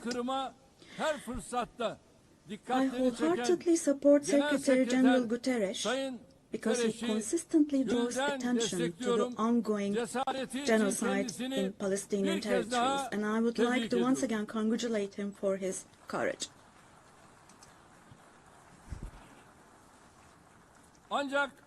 But the United Nations has not even been able to protect its own personnel in Gaza, unfortunately. In Gaza, 500 people rushing to help others have been killed. Out of those 500, 326 were UN staff members. Esteemed President, distinguished members, now, genocide, like the Holocaust, is a shameful concept which refers to the mass extermination of people. It's a barbaric concept. Today, it's not only people who are being killed in Gaza, mind you. Animals are being targeted and killed in Gaza. In Gaza, agricultural land, gardens, trees, grass, century-old olive trees are being destroyed. In Gaza, water supplies are being destroyed and polluted. Buildings, homes, libraries, hospitals, schools, mosques, churches, and historical structures in Gaza are being deliberately destroyed. The soil of Gaza is being rendered useless for humans, for animals, and for plants. So now let me show you yet another photo. And let me ask you here, look at this photo. What could this photo here possibly have to do with security concerns? This is being against life, don't you think? Let me state this openly from this podium. There is no war in Gaza. We cannot possibly talk about the presence of two sides in Gaza. Because in Gaza, on one side, there is a regular army with the most modern, most lethal weapons, and on the other hand, there are innocent civilians, innocent children. This is not fight against terrorism. This is an occupation, deportation, exile, genocide, and life destruction, mass destruction policy carried out by invoking the events of October the 7th. Today, while Gaza is being destroyed under the pretext of Hamas, concurrently, simultaneously, the West Bank, where Hamas is not in power, is also being occupied step by step, and innocent civilians are being massacred through executions. Moreover, Israel is not limiting itself to Gaza and the West Bank only. By launching attacks on Syria, on Iran, Yemen, and Lebanon, Israel is also threatening regional peace. Just recently, an Israeli attack took place against a delegation meeting in Qatar for ceasefire negotiations. The attack on Qatar has also shown that the Israeli leadership is now completely out of control. Netanyahu is not obviously interested in forging peace or releasing the hostages. Not only Israel's neighbors, but all countries in the Middle East are subject to the Israeli government's reckless threats. And we must realize the following.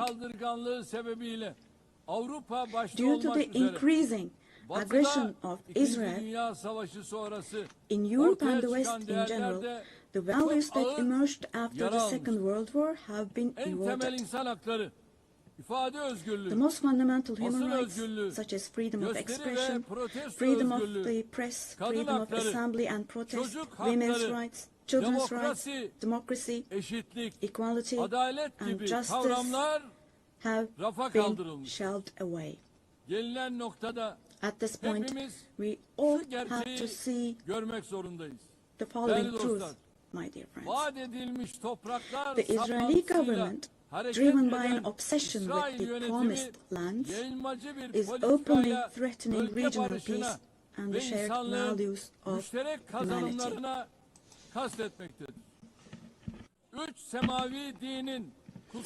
Three celestial religions. Jerusalem hosts all three celestial religions and a common inherited holy place. Al-Quds is holy for all three religions.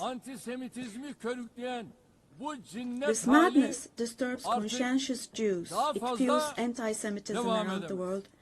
We cannot continue with this madness anymore.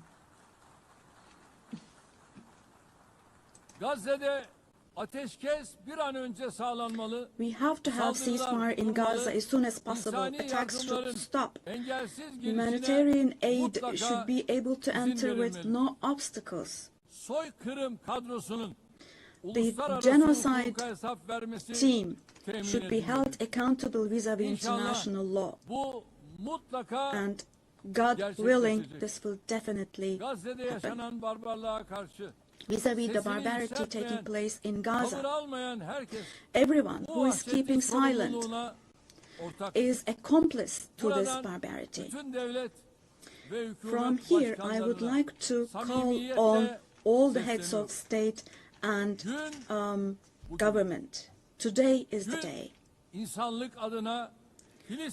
Today is the day to to stand firm alongside the oppressed Palestinians and alongside humanity.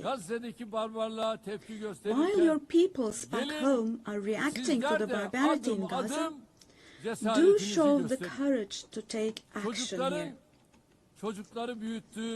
Fulfill your humanitarian duty toward Gaza, where children are raising children. On this occasion,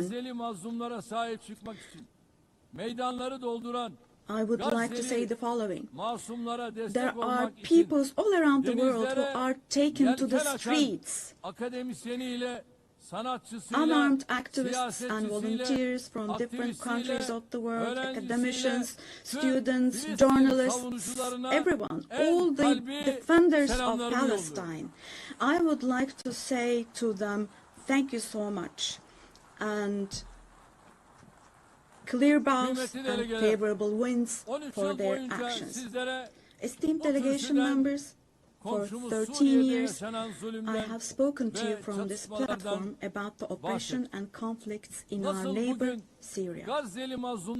Just as I raise my voice today for the oppressed people of Gaza, likely for 13 years, I have also drawn attention to the cries of the Syrians, and here I became their voice and breath as well. The persecution that caused the deaths of 1 million people and that caused millions more to flee their homeland has, thankfully, become a thing of the past with the December 8th revolution. Our Syrian brothers and sisters opened the doors to a new period as of December the 8th. I believe that the people of Syria who fought against a bloodthirsty regime will also be able to carry the victory they achieved at great cost to its rightful place, God willing. We'll support with all our means the vision of a one and unified Syria with no forms of terrorism, especially ISIS, being present. A free Syria where security is established is what we want. As stability takes root in Syria, the winners for sure will be all the neighboring countries, our entire region, along with Syrians, and the brotherly countries in the Gulf. I would like to thank them for their contributions for Syria to recuperate. All the regional and international actors who share the same principles with us, God willing, we will continue with our cooperation with all those actors in the same manner. Esteemed friends, we hope that the nuclear issue with our neighbor Iran will be resolved through diplomacy as soon as possible. It should not be forgotten that our region cannot tolerate yet another crisis. Meanwhile, the stability, security and prosperity of our neighbor Iraq are extremely important for the well-being of our region. In this regard, we attach great importance to strategic moves based on stability and prosperity, such as the Development Path project. In the north, we are hosting with great enthusiasm the Istanbul process between Russia and Ukraine, both of which are our neighbors. Through direct talks, we facilitated the exchange of several prisoners and corpses, and we worked to identify the modalities of peace negotiations between the parties. Don't forget, there is no winner of war and no losers of a just peace. So with this motto in mind, in the coming days also, we will continue to work hard for a peaceful ceasefire. Meanwhile, we have encouraged the parties from the very beginning to establish peace between Azerbaijan and Armenia.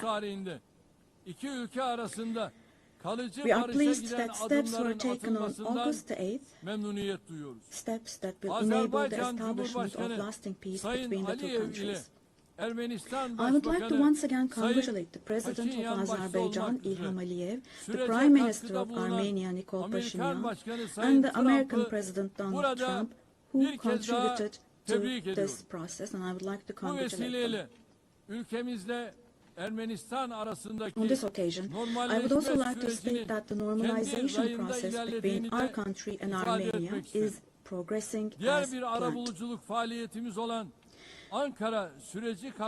Within the scope of the Ankara process, which is another of our mediation activities, we continue our efforts to resolve the conflict between Somalia and Ethiopia.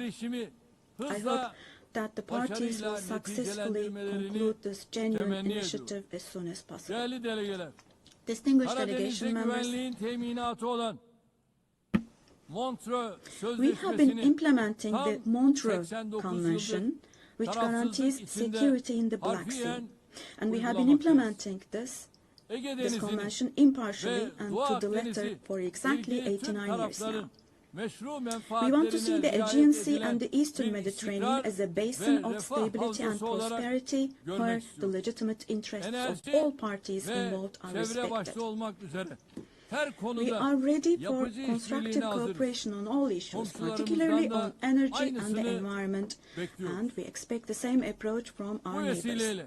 On this occasion, I would like to particularly underline that projects which exclude Turkey and the Turkish Republic of Northern Cyprus in the Eastern Mediterranean, such projects which exclude us will not be successful.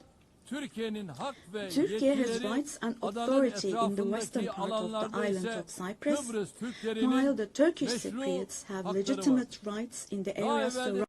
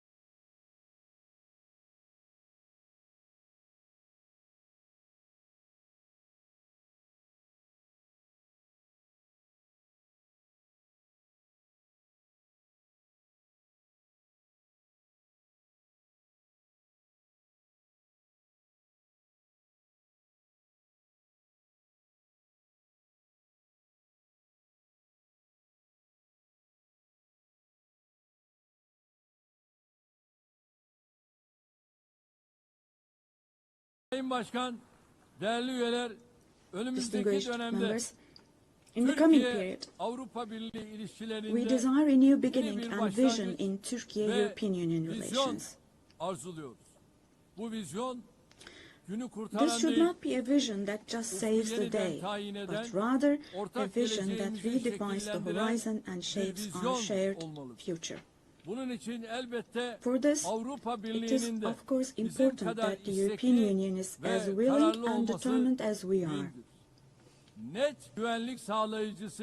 As a net security provider, we continue to contribute to the operations and missions of the United Nations, NATO, OSCE, and the European Union. The annual NATO summit next year will be held in Turkey, in Ankara. The USA, who is our NATO ally, our relations with them are continuing on trade, investments, energy, defense industry, in addition to other many areas, and we're strengthening our relations with them. Meanwhile, we attach great importance to the peace, stability and prosperity of our brotherly countries in Central Asia, which is our ancestral homeland. Our organization of Turkic states is moving forward with confidence on the path to becoming a global actor, going beyond being merely a regional umbrella. We are making intensive efforts to ensure the continuation of peace and stability in the Balkans, where we have strong historical, cultural and people ties. The Balkan Peace Platform, which we established in July, is the newest and most concrete manifestation of our efforts in this direction. And this October, we'll once again assume the command of KFOR forces. In Afghanistan, our fundamental desire is that the current administration demonstrates an approach that embraces the society and that takes human values into consideration. In this process, it is essential that the international community does not leave Afghan people alone, and as Turkey and as the Turkish nation will stand by the Afghan people at all times. Esteemed friends, in South Asia, we consider the preservation of peace and stability to be of utmost importance. We are pleased with the ceasefire achieved following the tensions last April between Pakistan and India, the tension which had escalated into a conflict. It is important to see a cooperation between the two countries when it comes to counterterrorism. The issue of Kashmir should be resolved on the basis of resolutions of the UN for the best for our brothers and sisters in Kashmir through dialogue. In the continent of Africa, from education to health, from infrastructure to in other areas, relations are improving annually. And while providing all possible support to Somalia, we are also continuing our humanitarian aid activities. In Sudan, the conflict that has been going on for over 2 years saddens us deeply. Stopping the bloodshed in Sudan and establishing sustainable peace is the shared responsibility of the international community. And Turkey's efforts in this direction will continue. The Great Lakes region has suffered greatly from years of ongoing instability and conflict. Our hope is that these conflicts in the east of the Democratic Republic of the Congo will give way to lasting peace and stability. We wholeheartedly support the efforts being carried out under the mediation of the US and the facilitation of Qatar. The increasing terrorist activities in West Africa, particularly in the Sahel Basin, are also of great concern to us. We will continue our unwavering efforts to ensure peace, tranquility and stability for the peoples of this region with whom we share historical ties. Drawing inspiration from the historical double-headed Turkish Selçuk eagle, I would like to emphasize that our relations with Asian countries in Turkish foreign policy are of great strategic importance. We pursue a 360-degree approach in this policy. Within the framework of our Return to Asia initiative, we are deepening our engagement with regional organizations such as ASEAN, the Indian Ocean Rim Association, for example. We will continue to develop new partnerships with Asian countries, and we attach great importance to developing our relations with Latin America and the Caribbean region in a spirit of partnership and a win-win approach. We are determined to further strengthen the friendly ties we have established with all the countries in the region. Esteemed delegation members, increasing protectionist trends in international trade and disruptions in supply chains are leading to fundamental changes in the global economy. To successfully address current challenges, we support the reform of rules-based international trade, ticaretin reforme including the edilmesini World Trade destekliyoruz. Organization. Ucuz, güvenli ve I believe sürdürülebilir access to enerjiye affordable, erişimi safe and sustainable özellikle energy is gelişmekte essential, olan particularly ülkelerin for developing kalkınma countries hedeflerinin to be able to gerçekleştirilmesi achieve için their development goals. vazgeçilmez buluyorum. Çin'den Avrupa'ya uzanan ve stratejik We önemi are haiz resolutely advancing pazar the geçişli strategically important Doğu-Batı Trans-Caspian ortak koridoru East-West Middle projesini Corridor project, ilerletiyoruz. which extends Modern from ulaştırma China to altyapımız Europe. ve We contribute to the development of world trade with dünya our modern ticaretinin transportation infrastructure gelişimine and the katkı sunuyoruz. Baku-Tbilisi cars Tabiata saygılı line. bir gelecek inşa etme On our journey to hedefiyle build a future that çıktığımız yolda respects nature, we are 2053 moving forward with net determination sıfır towards the emisyon hedefine doğru 2053 net kararlılıkla zero emission ilerliyoruz. target. Eşim Emine Erdoğan'ın himayesinde yürüyen We are pleased sıfır to atık observe that the hareketinin zero waste tüm movement, dünyada under the her yıl patronage dalga of dalga my büyüyen, wife Emine daha Erdoğan, fazla insana has grown in ve waves kalbe around the world ulaşan every bir year, farkındalık reaching halkasına more dönüştüğünü people görmek and bizim için hearts. ayrı bir bahtiyarlıktır.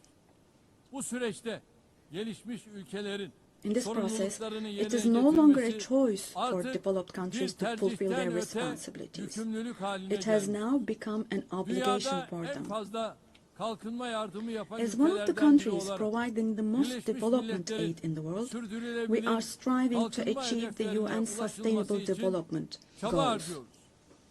2030 hedeflerine erişmek ve dünyanın dört bir yanındaki To yüz achieve the milyonlarca 2030 insanı goals onurlu yaşama and to enable kavuşturmak hundreds için of millions of people küresel around the world to live finansman with dignity, mimarisinin we advocate kimseyi for aligning the geride global bırakmama financial anlayışıyla architecture with the uyumlu hale principle of getirilmesini leaving no one savunuyoruz. behind. Burada şunu da And here, özellikle let me also dikkatinizi particularly çekerek draw your söylemek istiyorum. attention to Biz the following. jeopolitik sınamalarla uğraşırken While insanlık we grapple with yapay geopolitical zeka challenges, alanında humanity is also olağanüstü bir witnessing an sıçramaya extraordinary şahitlik leap forward in artificial çığır açan bu intelligence, AI. teknolojilerin dönüştürücü gücü ve The transformative sunduğu power nimetlerden and the benefits hiçbir offered by these toplumun technologies, mahrum no bırakılmaması society should gerekiyor. be deprived of Yapay these zeka benefits. teknolojileri yeni bir AI tahakküm aracı technologies olarak should değil, be used for insanlığın the benefit lehine of humanity, kullanılmalı. not as a new Ev tool of sahipliğini domination. yaptığımız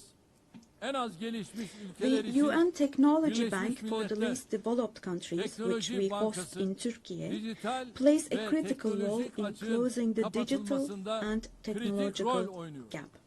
Hazırladığımız ve evrensel mutabakatla yakında imzayı açacağımız We have prepared dijital dünyada çocuk hakları sözleşmesinin Children's bu Rights alanda Convention in the küresel bir digital world, farkındalık and we will oluşturacağına soon open inanıyor. this up for ratification. Çabalarımıza I'm sure this will güçlü create desteğinizi a lot of awareness in bekliyoruz. this area, Diğer taraftan and we expect your ırkçılık, support for this. yabancı On the other karşıtlığı hand, ve in bilhassa today's İslam world, where düşmanlığının racism, vahim xenophobia, boyutlara and ulaştığı particularly günümüzde Islamophobia have bir reached arada alarming levels, yaşama kültürünü tehdit combating eden these bu trends that akımlarla directly mücadele threaten the culture of insanlık için coexistence has now zaruret become halini an essential almış. duty for humanity. Medeniyetler İttifakı yüksek It temsilcisi is significant that Sayın Mr. Moratinos, Moratinos'un High Representative of Birleşmiş the Alliance Milletler of Civilizations, Sekreterinin has also been appointed as İslamofobiyle the UN mücadele Secretary General's özel Special elçisi Envoy on olarak da combating atanması Islamophobia. kıymetlidir.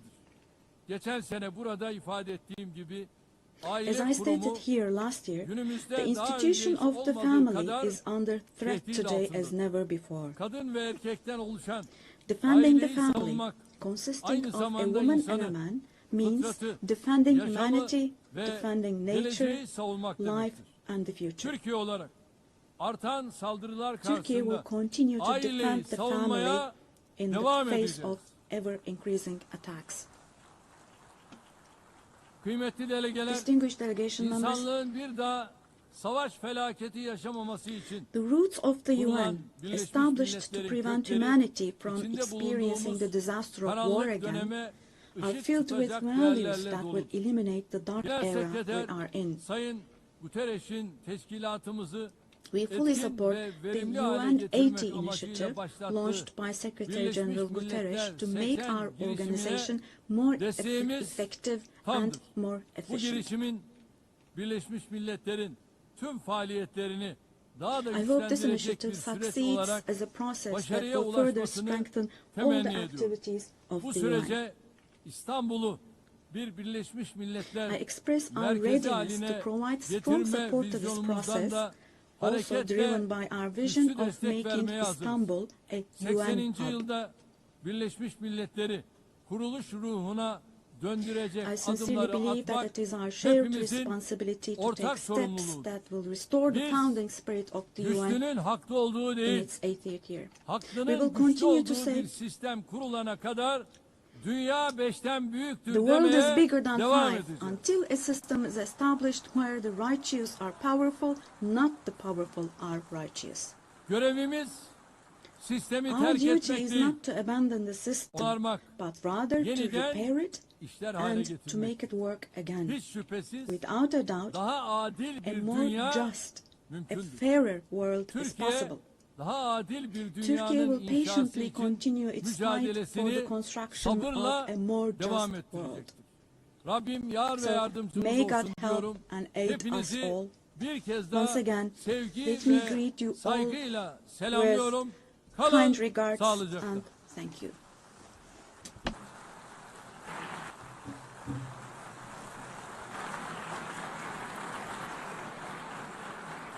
On behalf of the Assembly, I wish to thank the President of the Republic of Turkey.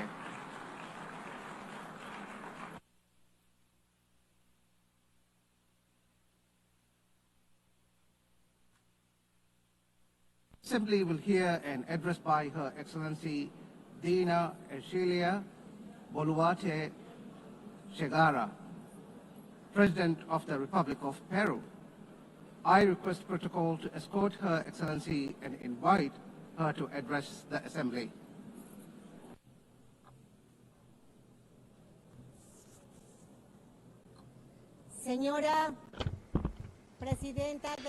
Madam President of the General Assembly, Annalena Baerbock, Secretary General of the United Nations, Antonio Guterres, ladies and gentlemen, heads of state, ladies and gentlemen present here in this august forum. Peru is the center and cradle of great millennial civilizations, the last of which was the Inca Empire, which left us a legacy of greatness. We are also heirs of the Viceroyalty of Peru, which encompassed 2/3 of South America. We are a mestizo nation, a fundamental mix between Hispanic and Andean peoples, proud to be the heirs of the two greatest empires of Europe and America of the 16th century. The Peruvian people today are resilient, entrepreneurial, supportive and lovers of peace, freedom and democracy. Our great writers, Mario Vargas Llosa and José María Arguedas, shared the idea that Peru is a country of all bloods. Our identity creatively expresses that we are the unity of the diverse, united under the same red and white Peruvian flag. In our country, native peoples and peoples of the world live together in peace and unity as a great synthesis of Peru, the country in which Pope Leo XIV lived and worked in for 40 years, a naturalized Peruvian because of his deep love for our people, both for his supportive as well as his peaceful disposition and his Catholic and Christian faith. All studies indicate that we are the most entrepreneurial country in the world, which is why, after the COVID-19 pandemic, that due to poor government administration, claimed more than 2 million lives. But we have begun to recover. And today, we look back on more than 17 months of consecutive economic growth. We have overcome the recession and inflation caused by political violence and by corruption, a failed coup d'etat, and the flight of more than $20 billion. That was between 2021 and 2023. We have regained the trust of national but also of foreign investment, and we have embraced freedom. We are a solvent and a stable country. Because of the coup attempt of December 2022, which sought to establish a dictatorship by forcing all branches of the state into submission, I had to constitutionally assume the presidency of the Republic. Since that date, a narrative was established by which the coup plotter became a victim, and the president, who constitutionally and legally assumed the presidency, was accused by some quarters of being a coup plotter and usurper. Lies turned into truth, and truth turned into lies. This is one of the issues of our time. The building of false narratives to attempt to defend anti-democratic political projects. The thinking goes that ideologies of hatred, where they're projects of failed states that grow into all-powerful states, require, in order to impose their will, a false narrative, in order to achieve their objectives through violence, and who, once in power, crush freedoms, silence the press and democratic opposition, violate human rights, and begin to control, to confiscate, and to expropriate private companies, creating a corrupt bureaucracy that destroys the economy, society, and public morality. The first step for achieving all of this is to build a narrative in order to lie, to deceive, and to manipulate. The ideology of class hatred is very skillful at distorting reality and building false narratives, because it uses the totalitarian method of repeating a lie ad infinitum, as was done in the world before the Second World War, and as is happening again today, because totalitarianism renews itself, presents itself with other faces, but it remains a serious threat to countries and to the world. The cynical narrative is reinforced by interventionism in the internal affairs of countries, supporting and spreading falsehoods to destroy democracy and eliminate freedom. In Peru, we have overcome strong, organized and persistent political violence that sought the return of the coup plotter's government, and since 2024, progress has been made in restoring stability and confidence. And This is why the Peruvian economy managed to grow this year by 3.3%, and in the current year, 2025, is exceeding 3.5% growth, with forecasts that in 2026 the trend of economic growth will continue. The government guarantees 3 years of economic growth, being the leader in South America.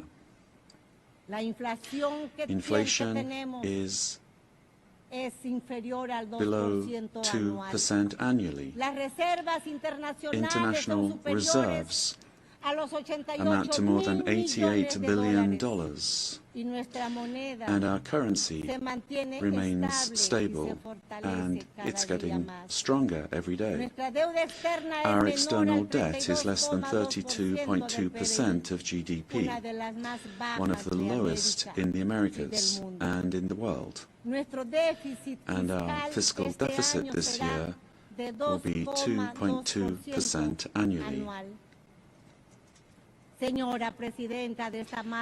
Madam President of this magnificent General Assembly, on October 24th, the UN was created after World War II, when one of the greatest totalitarian political projects built on an ideology of hatred, leading to the most serious genocide in human history, the Holocaust, was defeated. And this is something that we must never, I say never, forget. That dreadful war caused the death of 60 million human beings.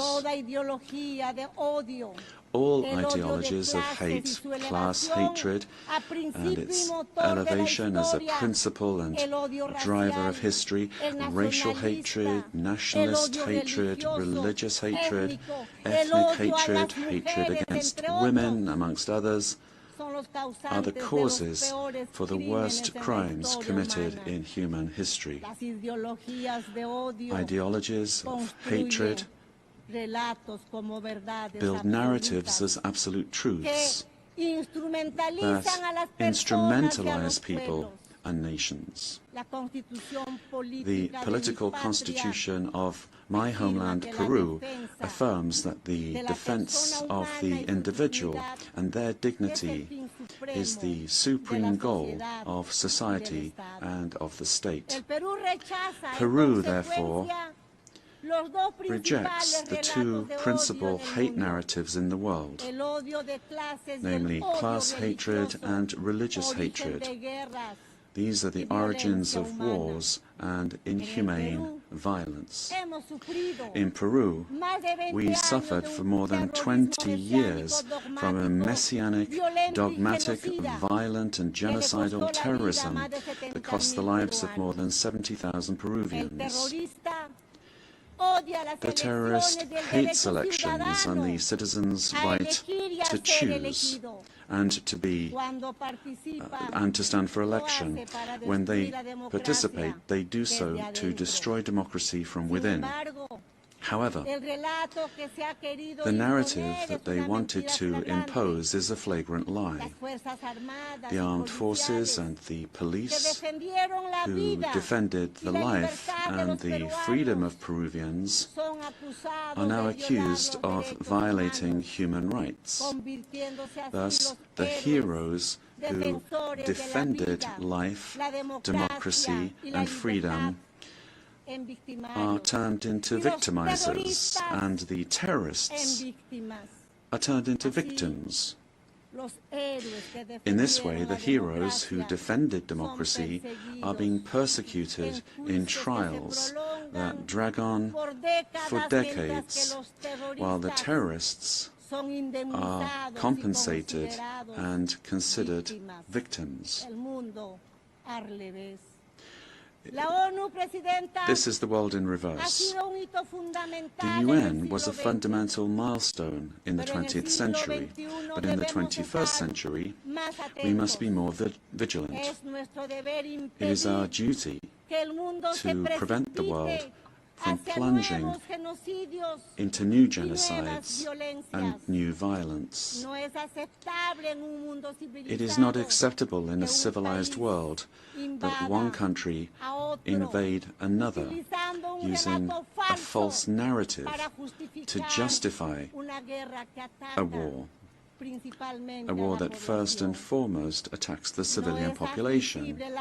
It is not acceptable to slaughter civilians, to capture hundreds of young people, women, and even children, and use them as hostages. We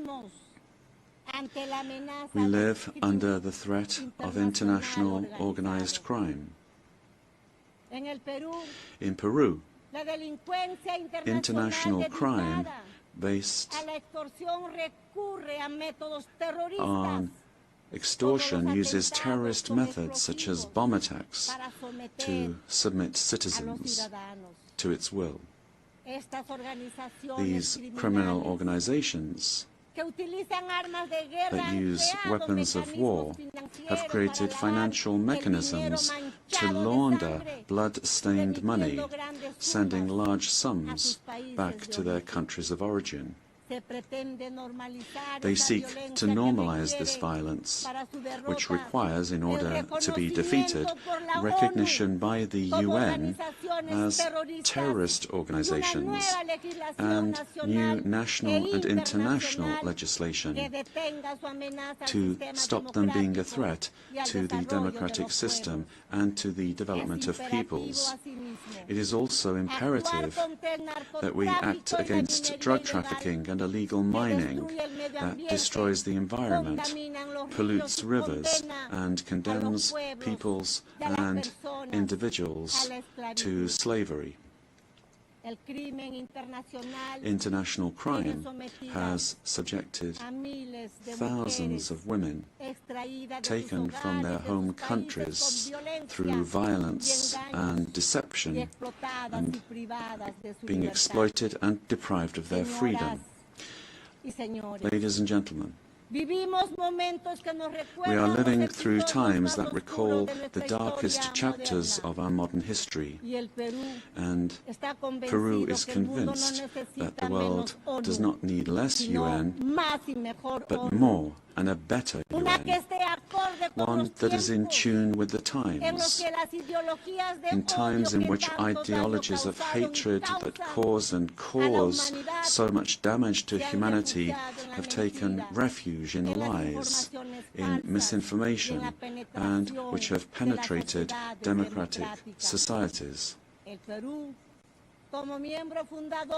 Peru, as a founding member, is committed to an open multilateral system.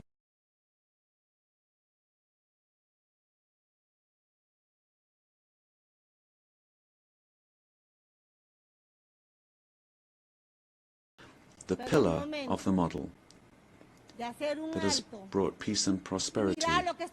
But we have to look at what's happening around us in the world. At this time, as we're meeting here, in other parts of the world, they are killing children, girls, boys, innocent people.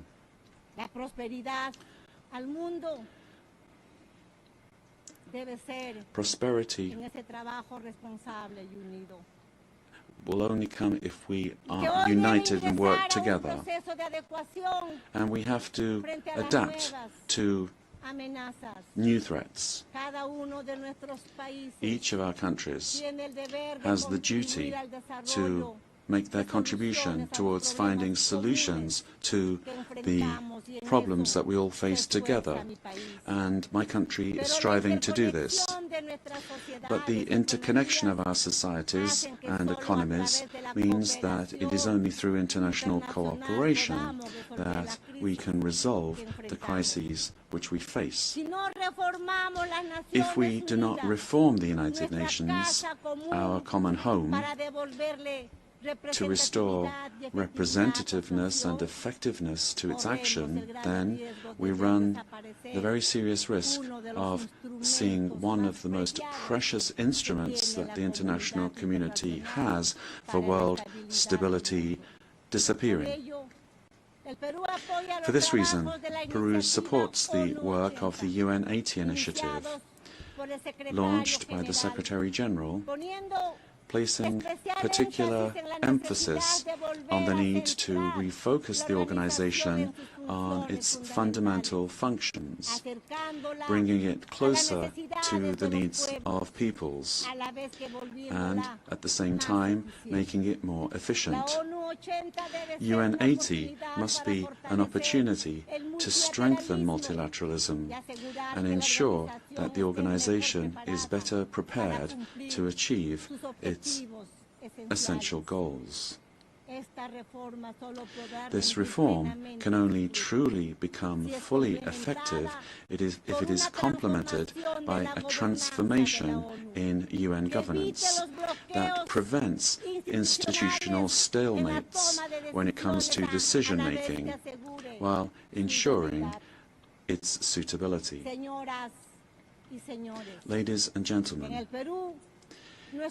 in Peru, our government is working to meet its commitments, both to our citizens as well as to the international community, facing the threat of organized crime resulting from the collapse of tyrannical governments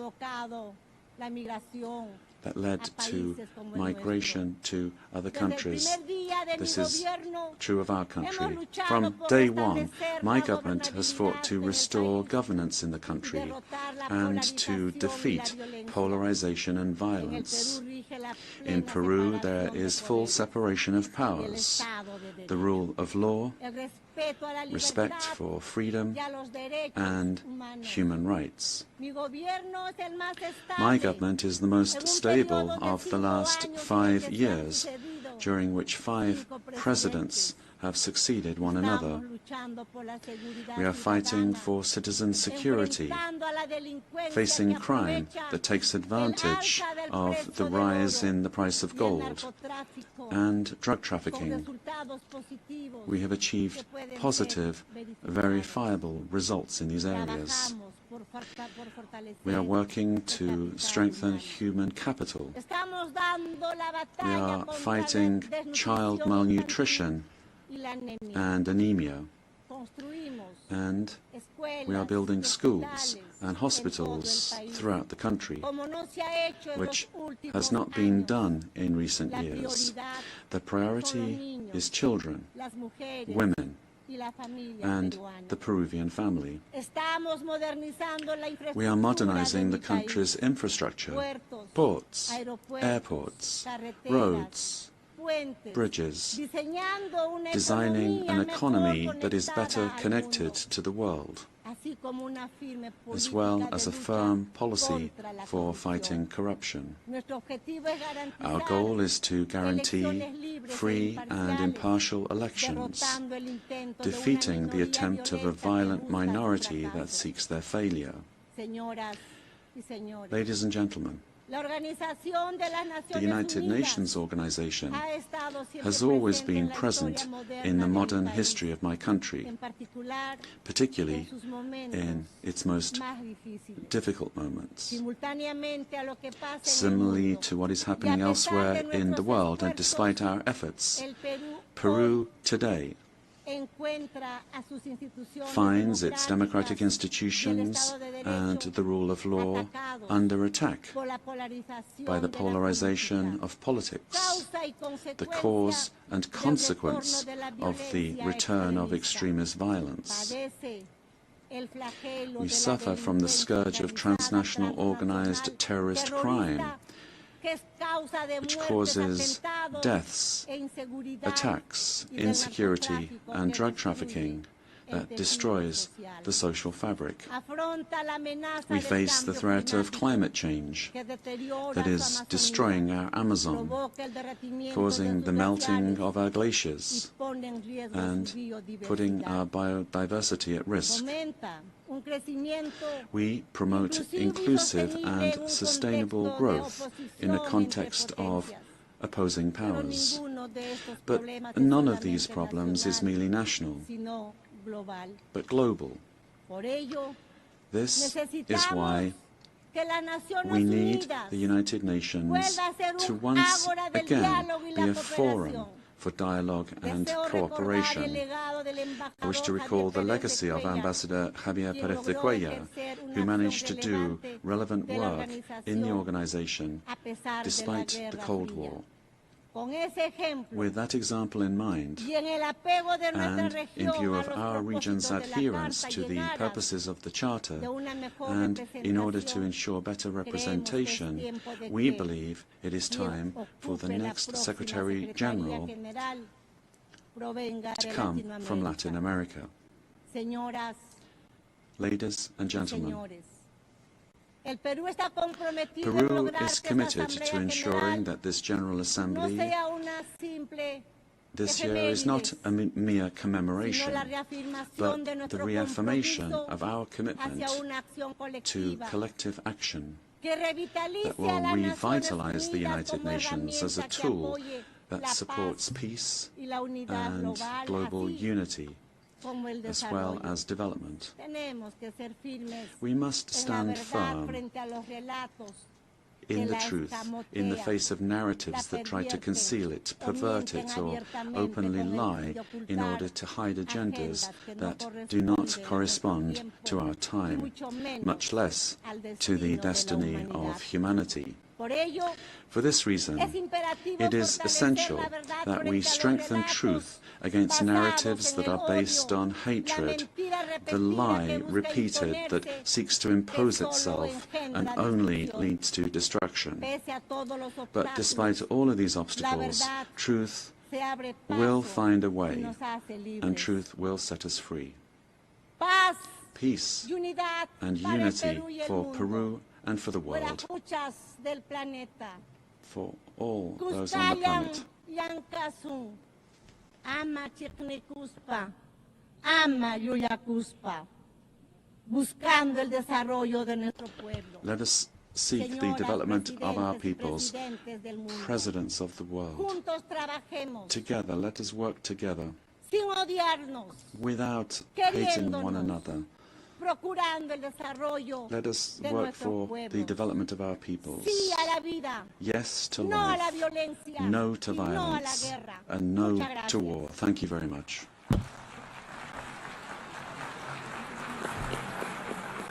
On behalf of the General Assembly, I wish to thank the President of the Republic of Peru.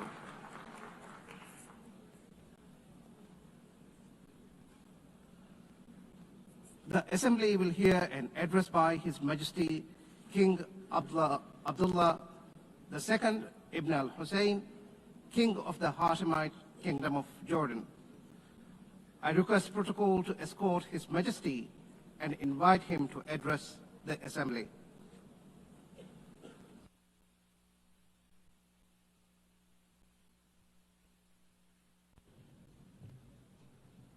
Bismillahir Rahmanir Rahim. Madam President, Mr. Secretary General, in the name of God, the compassionate, the merciful. Another year, another UN General Assembly, and another occasion when I stand before you to address the same issue, the conflict in the Middle East. And not for the first time, developments on the ground have made me question the worth and utility of words in capturing the magnitude of the crisis. Yet not speaking about it would signal acceptance of the situation and abandonment of our humanity. And that I will not do. Our UN General Assembly was born 80 years ago, pledging to learn from, not repeat, history. The world vowed never again. However, for almost as long, Palestinians have been living through a cruel cycle of yet again, bombed indiscriminately, yet again, killed, injured, and maimed, yet again, displaced and dispossessed, yet again. Denied rights, dignity, their basic humanity, yet again, So I must ask, how long? How long will it be before we find a resolution to this conflict, one that safeguards the rights of all sides and allows a level of normalcy in the lives of the families at its core? How long will it be before I stand before you and speak not of suffering and devastation in my region, but of prospect, prosperity, and potential? Sadly, this is not the only conflict in our world. And some may say that other wars are also devastating. But the Palestinian-Israeli conflict remains unique. It is the longest-standing conflict in the world. An illegal occupation of a helpless population by a self-declared democratic nation, and a flagrant violation of repeated UN resolutions, international law, and human rights conventions. A failure that should have elicited outrage and action, especially from major democracies. Instead, it has been met with decades of inertia. My friends, the war in Gaza marks one of the darkest moments in this institution's history. But although it is today's horror, the injustice stretches back decades. The Palestinian-Israeli conflict has been on the UN agenda throughout its 8 decades of existence. How long will we be satisfied with condemnation after condemnation without concrete action? When it comes to the Palestinian-Israeli conflict, it seems that what unfolds in the halls of power is theory. The struggles and suffering on the ground is reality. For decades, we have seen several attempts to achieve a solution by interim agreements and temporary stopgaps, none that delivered on the endgame. In fact, many would argue these processes served as a distraction, as Israel grabbed more land, expanded illegal settlements, demolished homes, and displaced entire neighborhoods. Muslim and Christian holy sites in Jerusalem have been vandalized and desecrated by those under government protection. And throughout all these years, Israeli families, too, have not been able to live in true security because military action cannot bring the safety they need. Nowhere is that more evident than in Gaza. More than 60,000 Palestinians killed, 50,000 children injured or killed, miles of burnt-out rubble, neighborhoods, hospitals, schools, farms, even mosques and churches in ruins, widespread starvation. And what we are seeing is only a glimpse, because never in our modern history has the lenses of international media been obstructed like this from capturing the reality on the ground. Almost 2 years in, and the cruelty of this military campaign continues unabated. Furthermore, the current Israeli government's provocative calls for a so-called Greater Israel can only be realized through the blatant violation of the sovereignty and territorial integrity of its neighbors. And there is nothing great about that. I can't help but wonder if a similar outrageous call were made by an Arab leader, would it be met with the same global apathy? The international community must stop entertaining the illusion that this government is a willing partner for peace. Far from it. Its actions on the ground are dismantling the very foundations on which peace could stand, and intentionally burying the very idea of a Palestinian state. It has shown how little it respects the sovereignty of other countries, as we have seen in flagrant violations in Lebanon, Iran, Syria, Tunisia, and most recently, Qatar. And its hostile rhetoric calling for the targeting of Al-Aqsa Mosque will incite a religious war that would reach far beyond the region and lead to an all-out clash that no nation would be able to escape. How long before we hold all nations to the same standards? How long before we recognize the Palestinians as people who aspire to the same things you and I do, and we act on that recognition? How long before we recognize that statehood is not something Palestinians need to earn? It is not a reward. It is an indisputable right.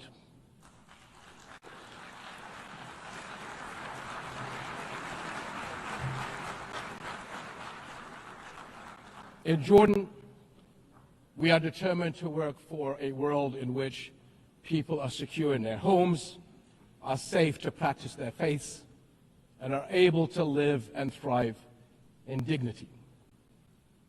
As custodians of Muslim and Christian holy sites in Jerusalem, we safeguard these holy places against actions that violate the city's legal and historical status quo.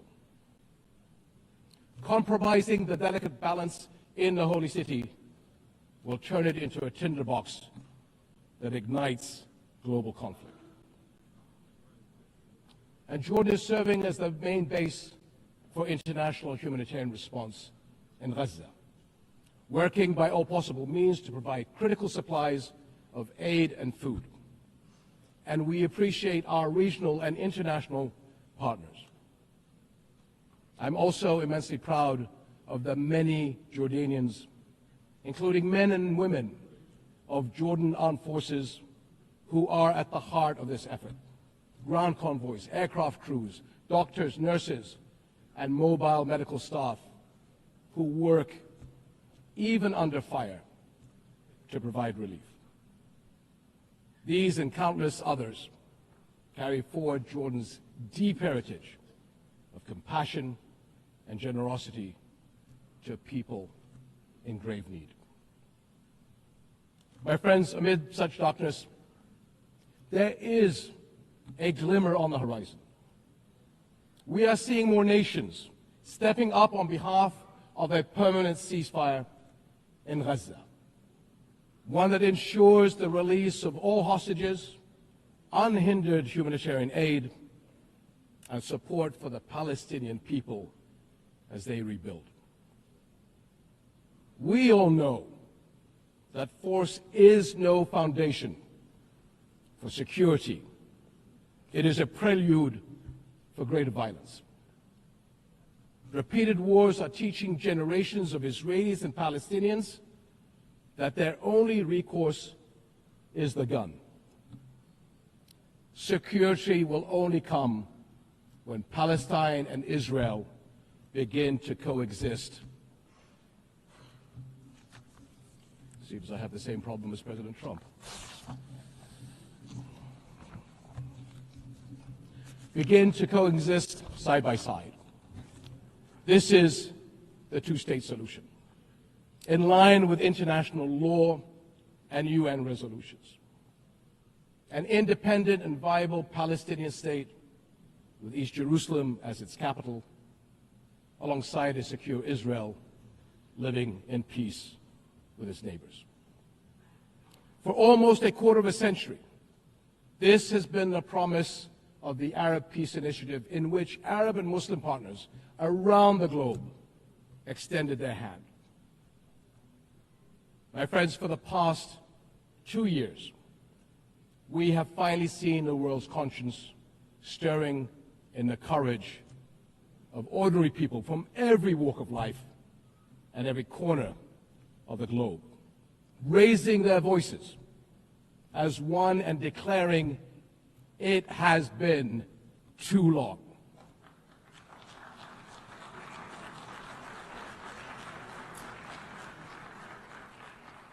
This United Nations must echo that call.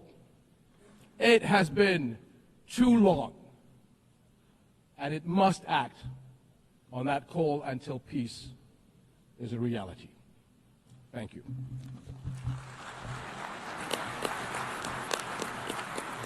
On behalf of the Assembly, I wish to thank the King of the Hashemite Kingdom of Jordan.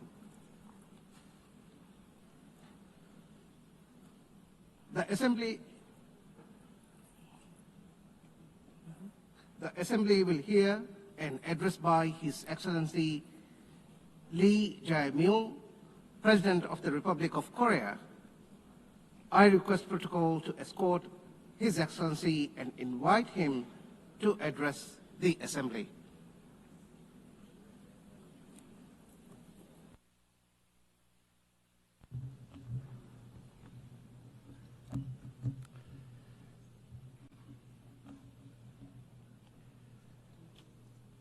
I would like to express my respect and gratitude to all members of the United Nations and staff of the UN Secretariat for their contribution to world peace and shared prosperity. I extend my sincere congratulations to Her Excellency Annalena Baerbock on assuming the presidency of the 18th session of the UN General Assembly. I also pay tribute to Secretary General Antonio Guterres for his unwavering dedication and hard work. I hope the 18th session of the UN General Assembly will achieve even more meaningful results under their outstanding leadership. Madam President, Mr. Secretary, and distinguished delegates, this year is a meaningful year marking the 80th anniversary of the founding of the United Nations. The past 80 years of the UN has been a valuable journey of protecting the dignity and values of humanity and at seeking a path forward for future generations. If someone asks what the UN has achieved, I would confidently reply, look at the 80-year history of the Republic of Korea. It is no exaggeration to say that the Republic of Korea's history, dotted with challenges and responses, is the history of the United Nations, which has constantly confronted enormous challenges facing humanity. Liberated from colonial rule the very year that the United Nations was founded, the Republic of Korea emerged from the scars of division and ashes of war through UN assistance, maintaining national identity while achieving industrialization and blooming into a democracy. Therefore, the Republic of Korea in itself is a country that has proven the value of the UN's existence. Whenever the Republic of Korea revived the hopes of lives as precious as the weight of the universe amidst horrific wars and disasters, the UN flag fluttered at the center of that intense solidarity. The United Nations has strived to provide equal rights and opportunities to everyone without discrimination, and has provided education and vaccines to make children's lives blossom. The small country in the East, which rose with the support of the UN and the international community, has become a proud UN member that is drawing the world's attention. It is raising its role and responsibility as a member of the international community more rapidly than any other country. There were times when democracy and peace were in crisis, but each time the Republic of Korea rose with indomitable strength. Even a safe coup could not break the people of the Republic of Korea's strong will, desiring democracy and peace. The revolution of light that the people of the Republic of Korea achieved against the darkness of the insurrection last winter was a historic moment that demonstrated the brilliant achievement of the UN spirit. The remarkable resilience and strength of democracy that the Republic of Korea has shown will be ours as well as that of the entire world. I need you to take my hand and guide me away from all this, away to where the light shines through, to where the flowers bloom.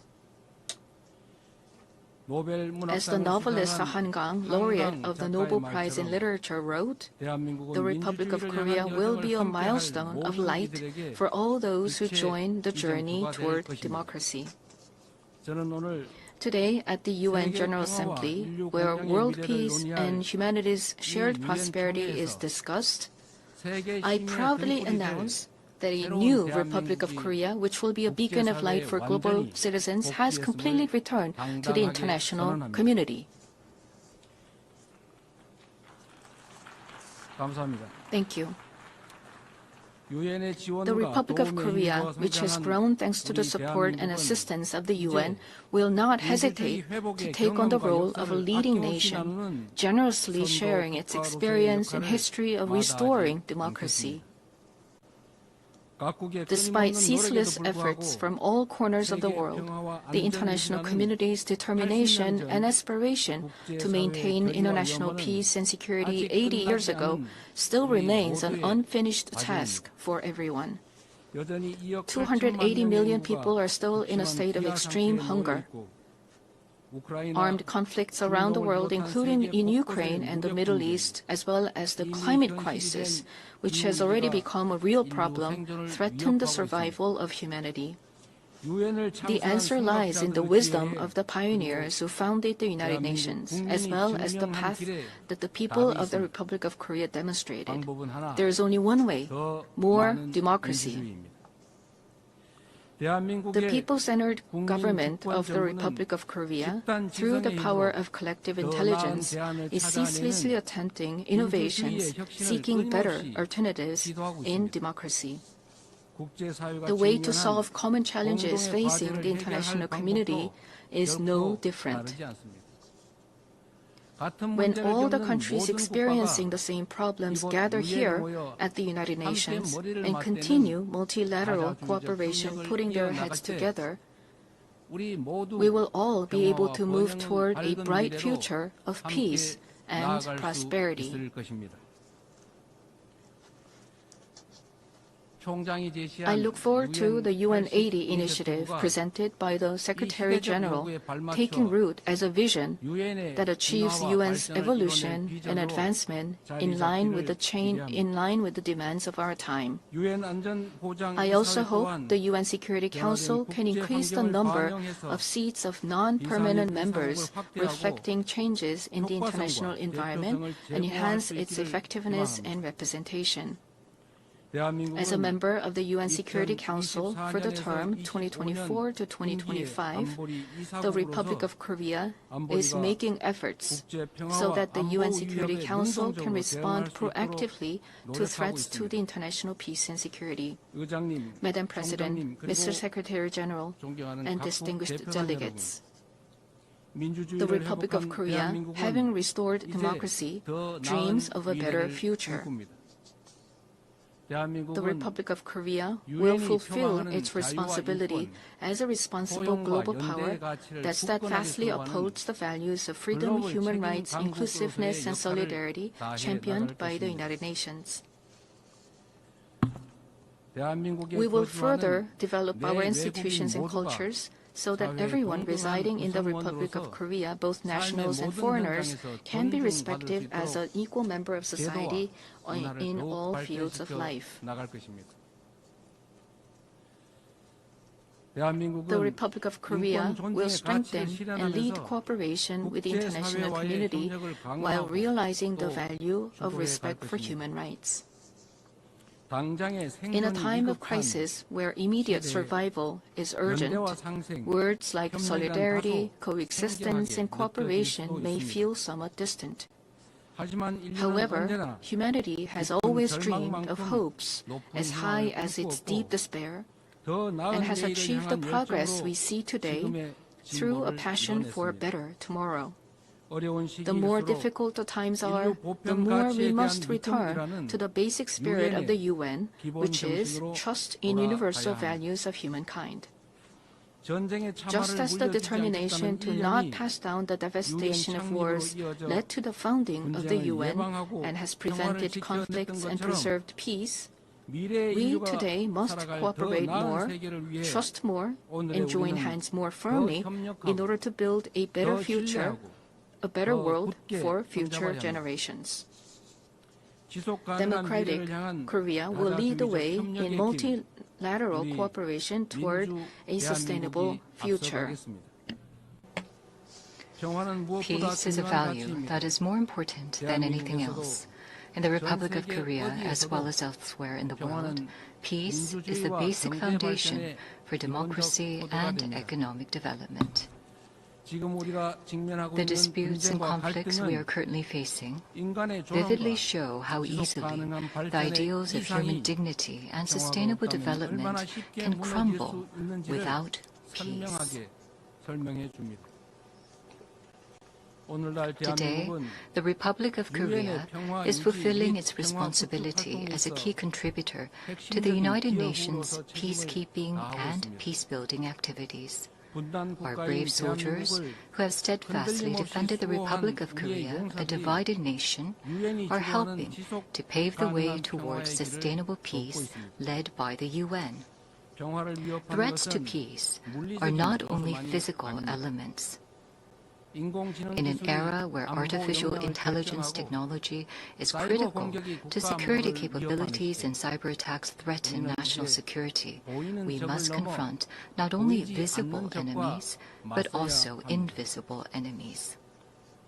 If we passively let ourselves be dragged along by the changes of the AI era, we will meet a dystopia of deepening polarization and inequality, unable to shake off the dark shadows of human rights abuses caused by the misuse of technology. However, if we proactively respond to these changes, we can use the high productivity as a driving force to build a foundation for innovation and prosperity and create a useful base for strengthening direct democracy.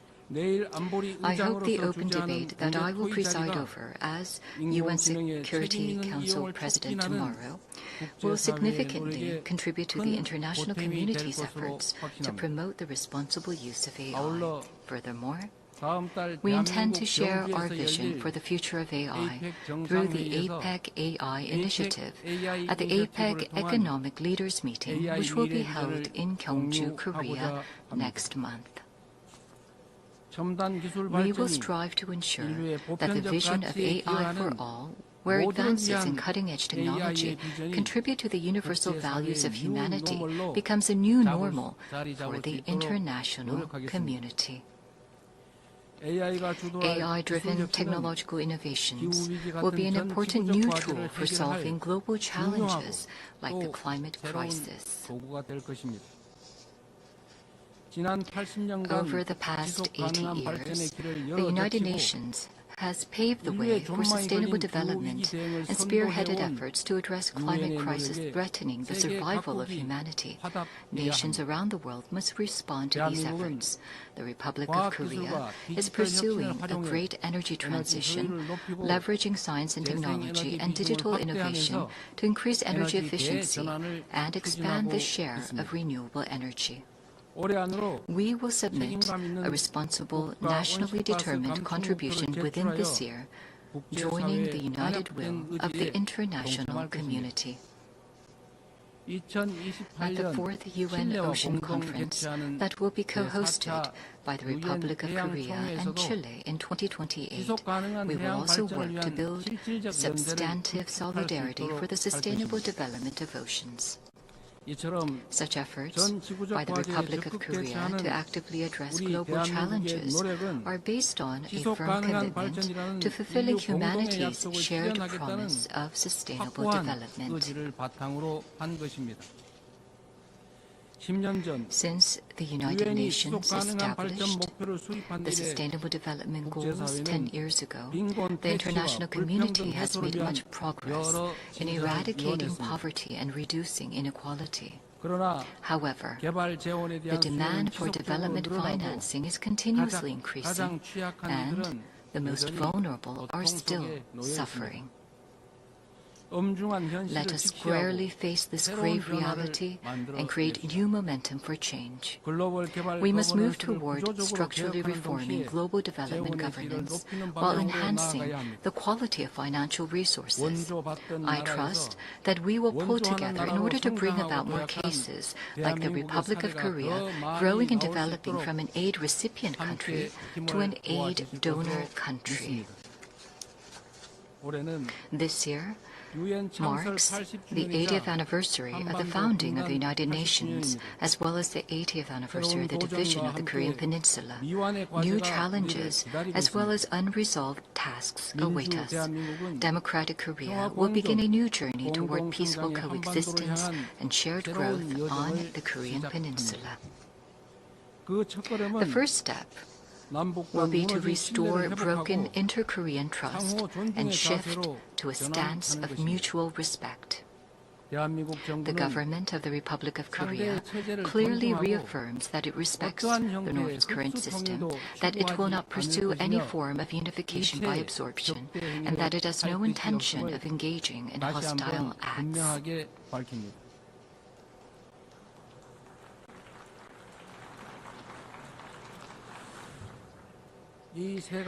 Based on these three principles, we intend to end the vicious cycle of unnecessary inter-Korean military tension and hostile acts.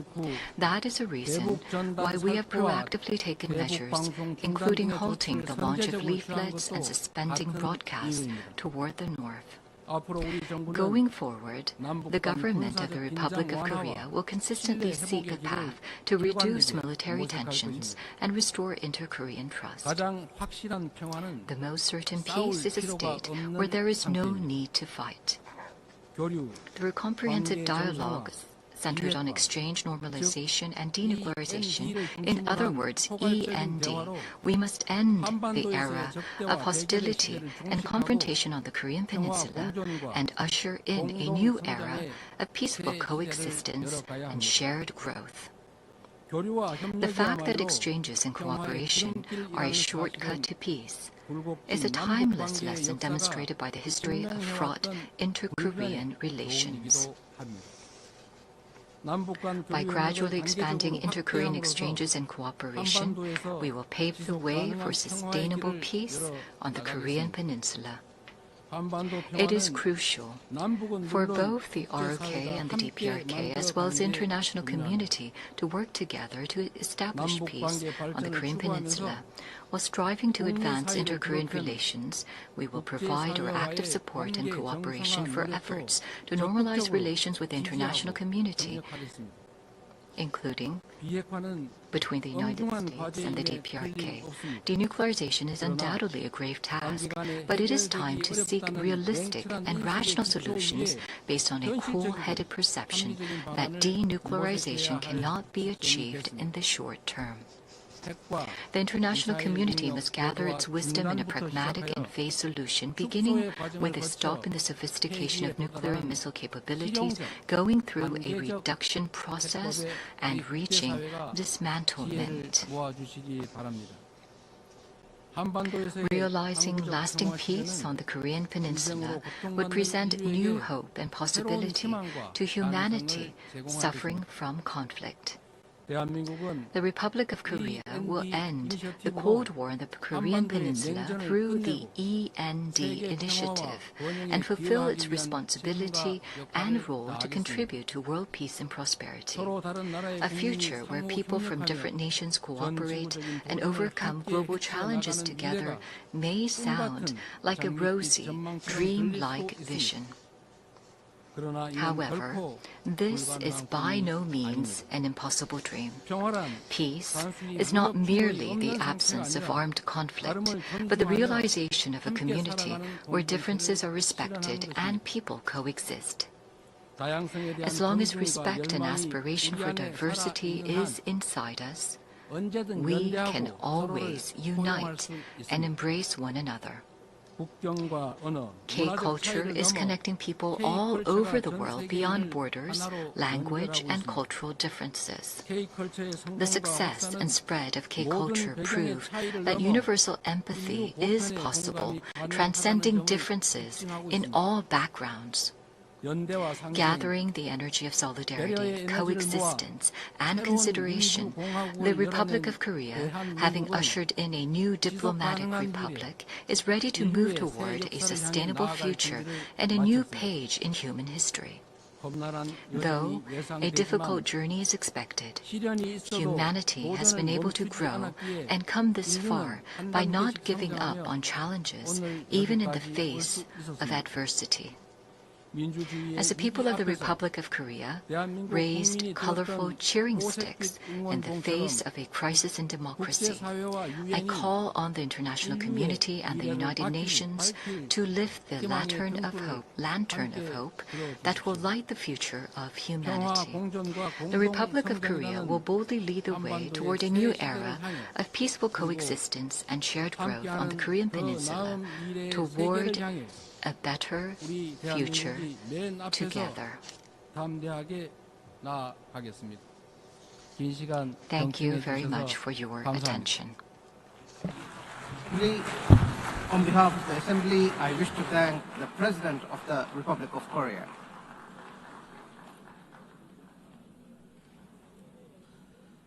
The Assembly will hear an address by His Highness Sheikh Tamim bin Hamad Al Thani, Amir of the State of Qatar. I request protocol to escort His Highness and invite him to address the Assembly.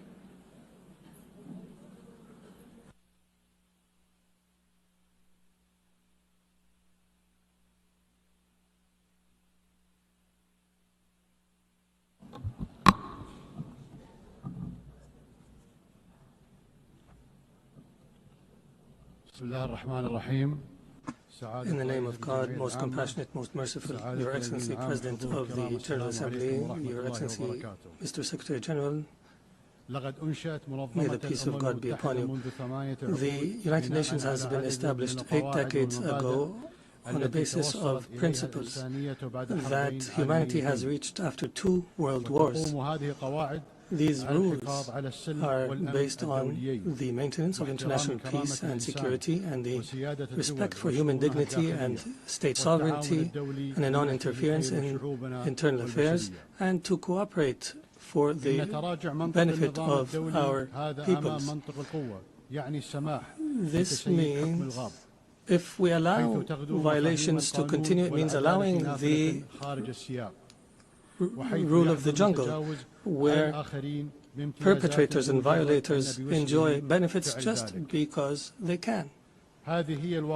This is the political realism that we are facing, that has been reduced to the ability to impose a status quo. This is a crisis. Such conduct finds that violators consider that tolerating them is a weakness. What must prioritize the discussion in the international community now is how to restore collective security as per the UN Charter, and how to restore the legitimacy of the international system. Your Excellencies, as you know, Doha on the 9th of September has suffered a treacherous attack that targeted the negotiating delegation of Hamas in a residential neighborhood that includes schools and diplomatic missions. As a result of this attack, 6 martyrs have fallen, including a Qatari national who serves in the internal security forces, and 18 people have been injured. This aggression was a violation against our sovereignty and a blatant violation that is unjustified of international law. But the whole world was shocked because of the circumstances of this heinous act, which we have classified as state terrorism. Unlike the claim of the Prime Minister of Israel, this attack is not a legitimate right to follow perpetrators of terrorism. It is an act of a diplomacy that is dedicated to political assassinations, and it undermines any diplomatic efforts aimed at ending the genocide against the people in Gaza. It is also an attempt to kill politicians who are members of a delegation that engages in negotiations with Israel while they were studying an American proposal. As you know, Qatar hosts, as a mediator during the negotiations, hosts delegations of Hamas and Israel. Qatari mediation has, in fact, achieved, in cooperation with Egypt and the USA, the release of hostages, and the last agreement was negated by Israel unilaterally, preventing an ability to reach a permanent ceasefire and the release of all hostages and the withdrawal of the occupying forces from the Gaza Strip and the humanitarian access and the release of Palestinian prisoners. They visit our country and plot to attack it. They negotiate with delegations and plot to assassinate the members of the negotiation teams. It is difficult to cooperate with such a mentality that does not respect the most minimum standards of cooperation. It is impossible. Is this not the definition of a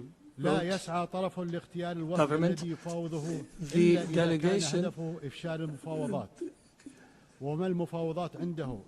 they consider negotiations a continuation of war in other means and a way to delude the Israeli public opinion. If the release of Israeli hostages is the end of war, the government of Israel is abandoning the notion of releasing the hostages. Their goal is to destroy Gaza so that it is unlivable and where no one can study or receive treatment. In other words, end the viability of the Gaza Strip to displace its population. Therefore, the Israeli leader wants to continue war. He believes in what is called Greater Israel. He believes that war is an opportunity to expand settlements and to change the status quo in the holy sites in Al-Quds al-Sharif. He also plots for attacks in the West Bank and expansion. This imposition is the goal of this war. This treacherous attack against the sovereignty of a Gulf state thousands of miles away has confirmed that the Israeli Prime Minister, who takes pride in changing the face of the Middle East, reveals a manifestation of Israel's ability to intervene wherever, however it desires. Arab countries and Muslim countries have warned, and that have held an emergency summit in Doha, have warned against the consequences of this delusion. Israel is not a democratic country surrounded by enemies, but in fact it is an enemy to its surrounding neighbors. And it's engaged in a genocide, and its leader is proud of preventing the establishment of a Palestinian state, and he promises that such a state will never be established, and he takes pride in preventing peace with the Palestinians, and that he will prevent such peace in the future. Israel is surrounded by states either who have signed a peace agreement or who are committed to the Arab Peace Initiative. But Israel does not make do with truces and settlements. It desires to impose its will on its surrounding Arab neighbors, and everyone who believes so is, and everyone who opposes its will is either anti-Semitic or a terrorist. Even Israel's allies realize this fact and reject it. And here we are today where we witness an international solidarity movement that is similar to the international movement against apartheid last century. And I would be remiss not to express my appreciation with the solidarity we have received in Qatar after the attack, including the statement by the Security Council that has condemned the attack. Distinguished Excellencies, Qatar will remain true to its history and legacy, opposing the crimes that take place. We believe in the ability of reconciling interests with security. We will continue to speak truth, and we will engage in diplomacy when our enemies find it easier to use weapons. We have engaged to mediate an end to the war and allow for humanitarian access and release hostages, and we have faced disinformation campaigns. However, these campaigns will not deter us. We will continue our efforts in cooperation and partnership with Egypt and the United States of America. We are firmly convinced that peace can only be achieved in our region through a firm position from the Security Council, from accepting and tolerating the occupation's crimes,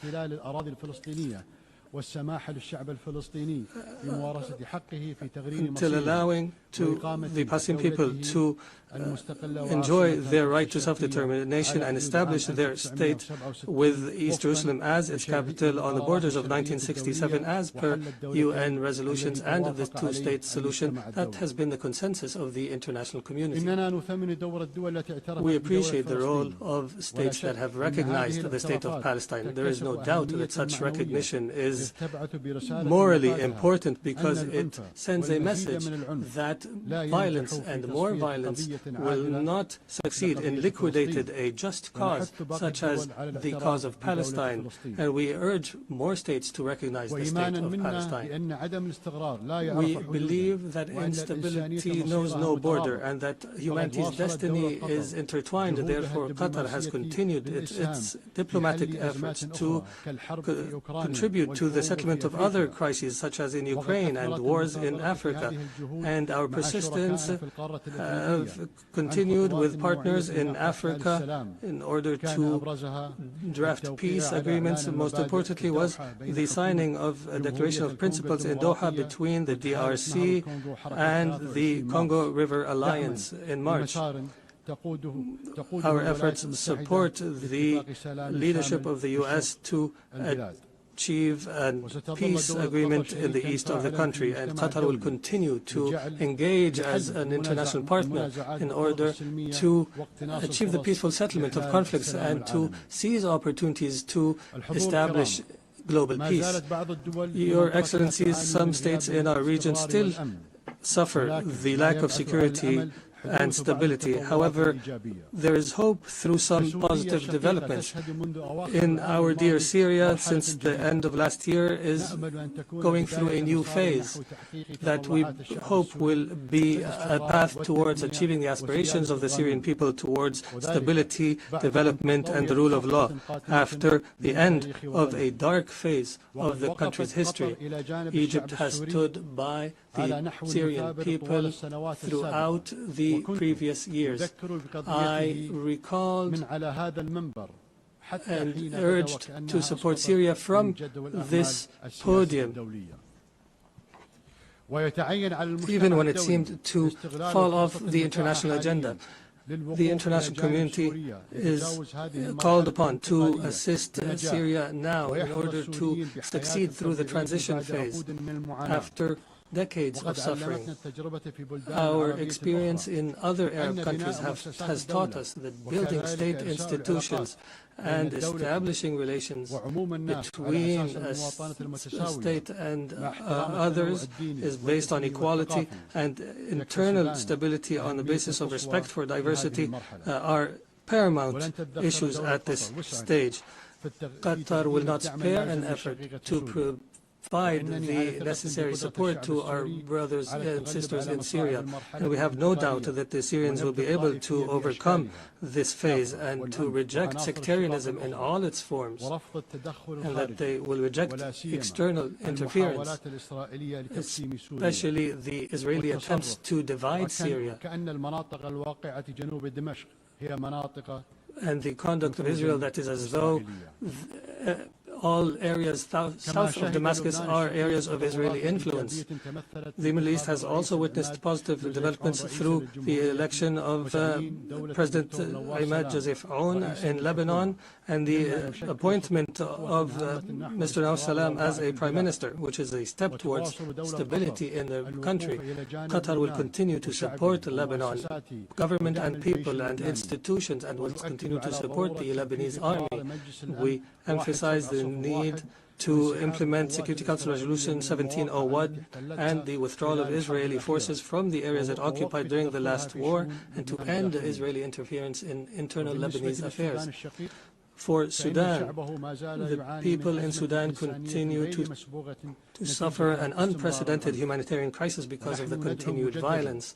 We call once again on all parties to prioritize the national interest and to engage in a comprehensive dialogue that leads to a permanent peace and that preserves the unity of Sudan and its territorial integrity and independence, and that achieves development and stability. We declare our support for all international efforts that aim to achieve this goal. Distinguished Excellencies, Doha has always been a global capital that hosts major events in all spheres, and an area where leaders convene and decision makers from around the world to engage in negotiations and the formulation of solutions. Doha will host the Second World Summit for Social Development from the 4th to 6th November this year, and we look forward to welcoming you all during this conference. There is no doubt that the trust of the international community in Qatar is based on our successes in the past throughout the years. And accordingly, based on this legacy, we have submitted our application to host the Olympics, believing that sports is not just competition, but a bridge between cultures and a means to promote peace and understanding. And as such, we have also organized and hosted the FIFA World Cup, proving that we are able of hosting sporting events of this magnitude. In conclusion, the state of Qatar, realizing the seriousness of the challenges facing the international community, commits to our partnership in seeking truth, peace, and justice in international relations. Thank you, and may the peace of God be upon you.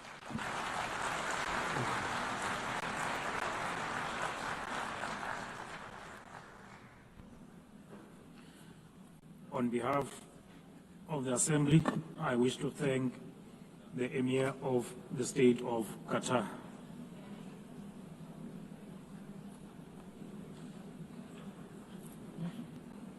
The Assembly will now hear an address by Her Excellency Jennifer Gillings-Simons, the President of the Republic of Suriname. I request the protocol to escort Her Excellency and invite her to address the Assembly.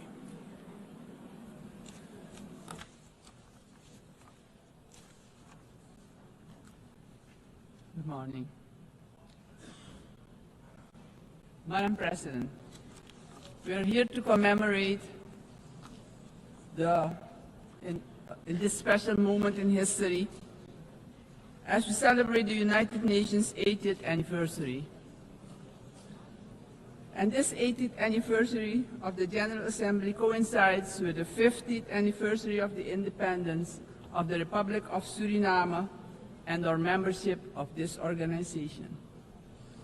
On behalf of the government and the people of the Republic of Suriname, I express sincere congratulations to the international community on this occasion.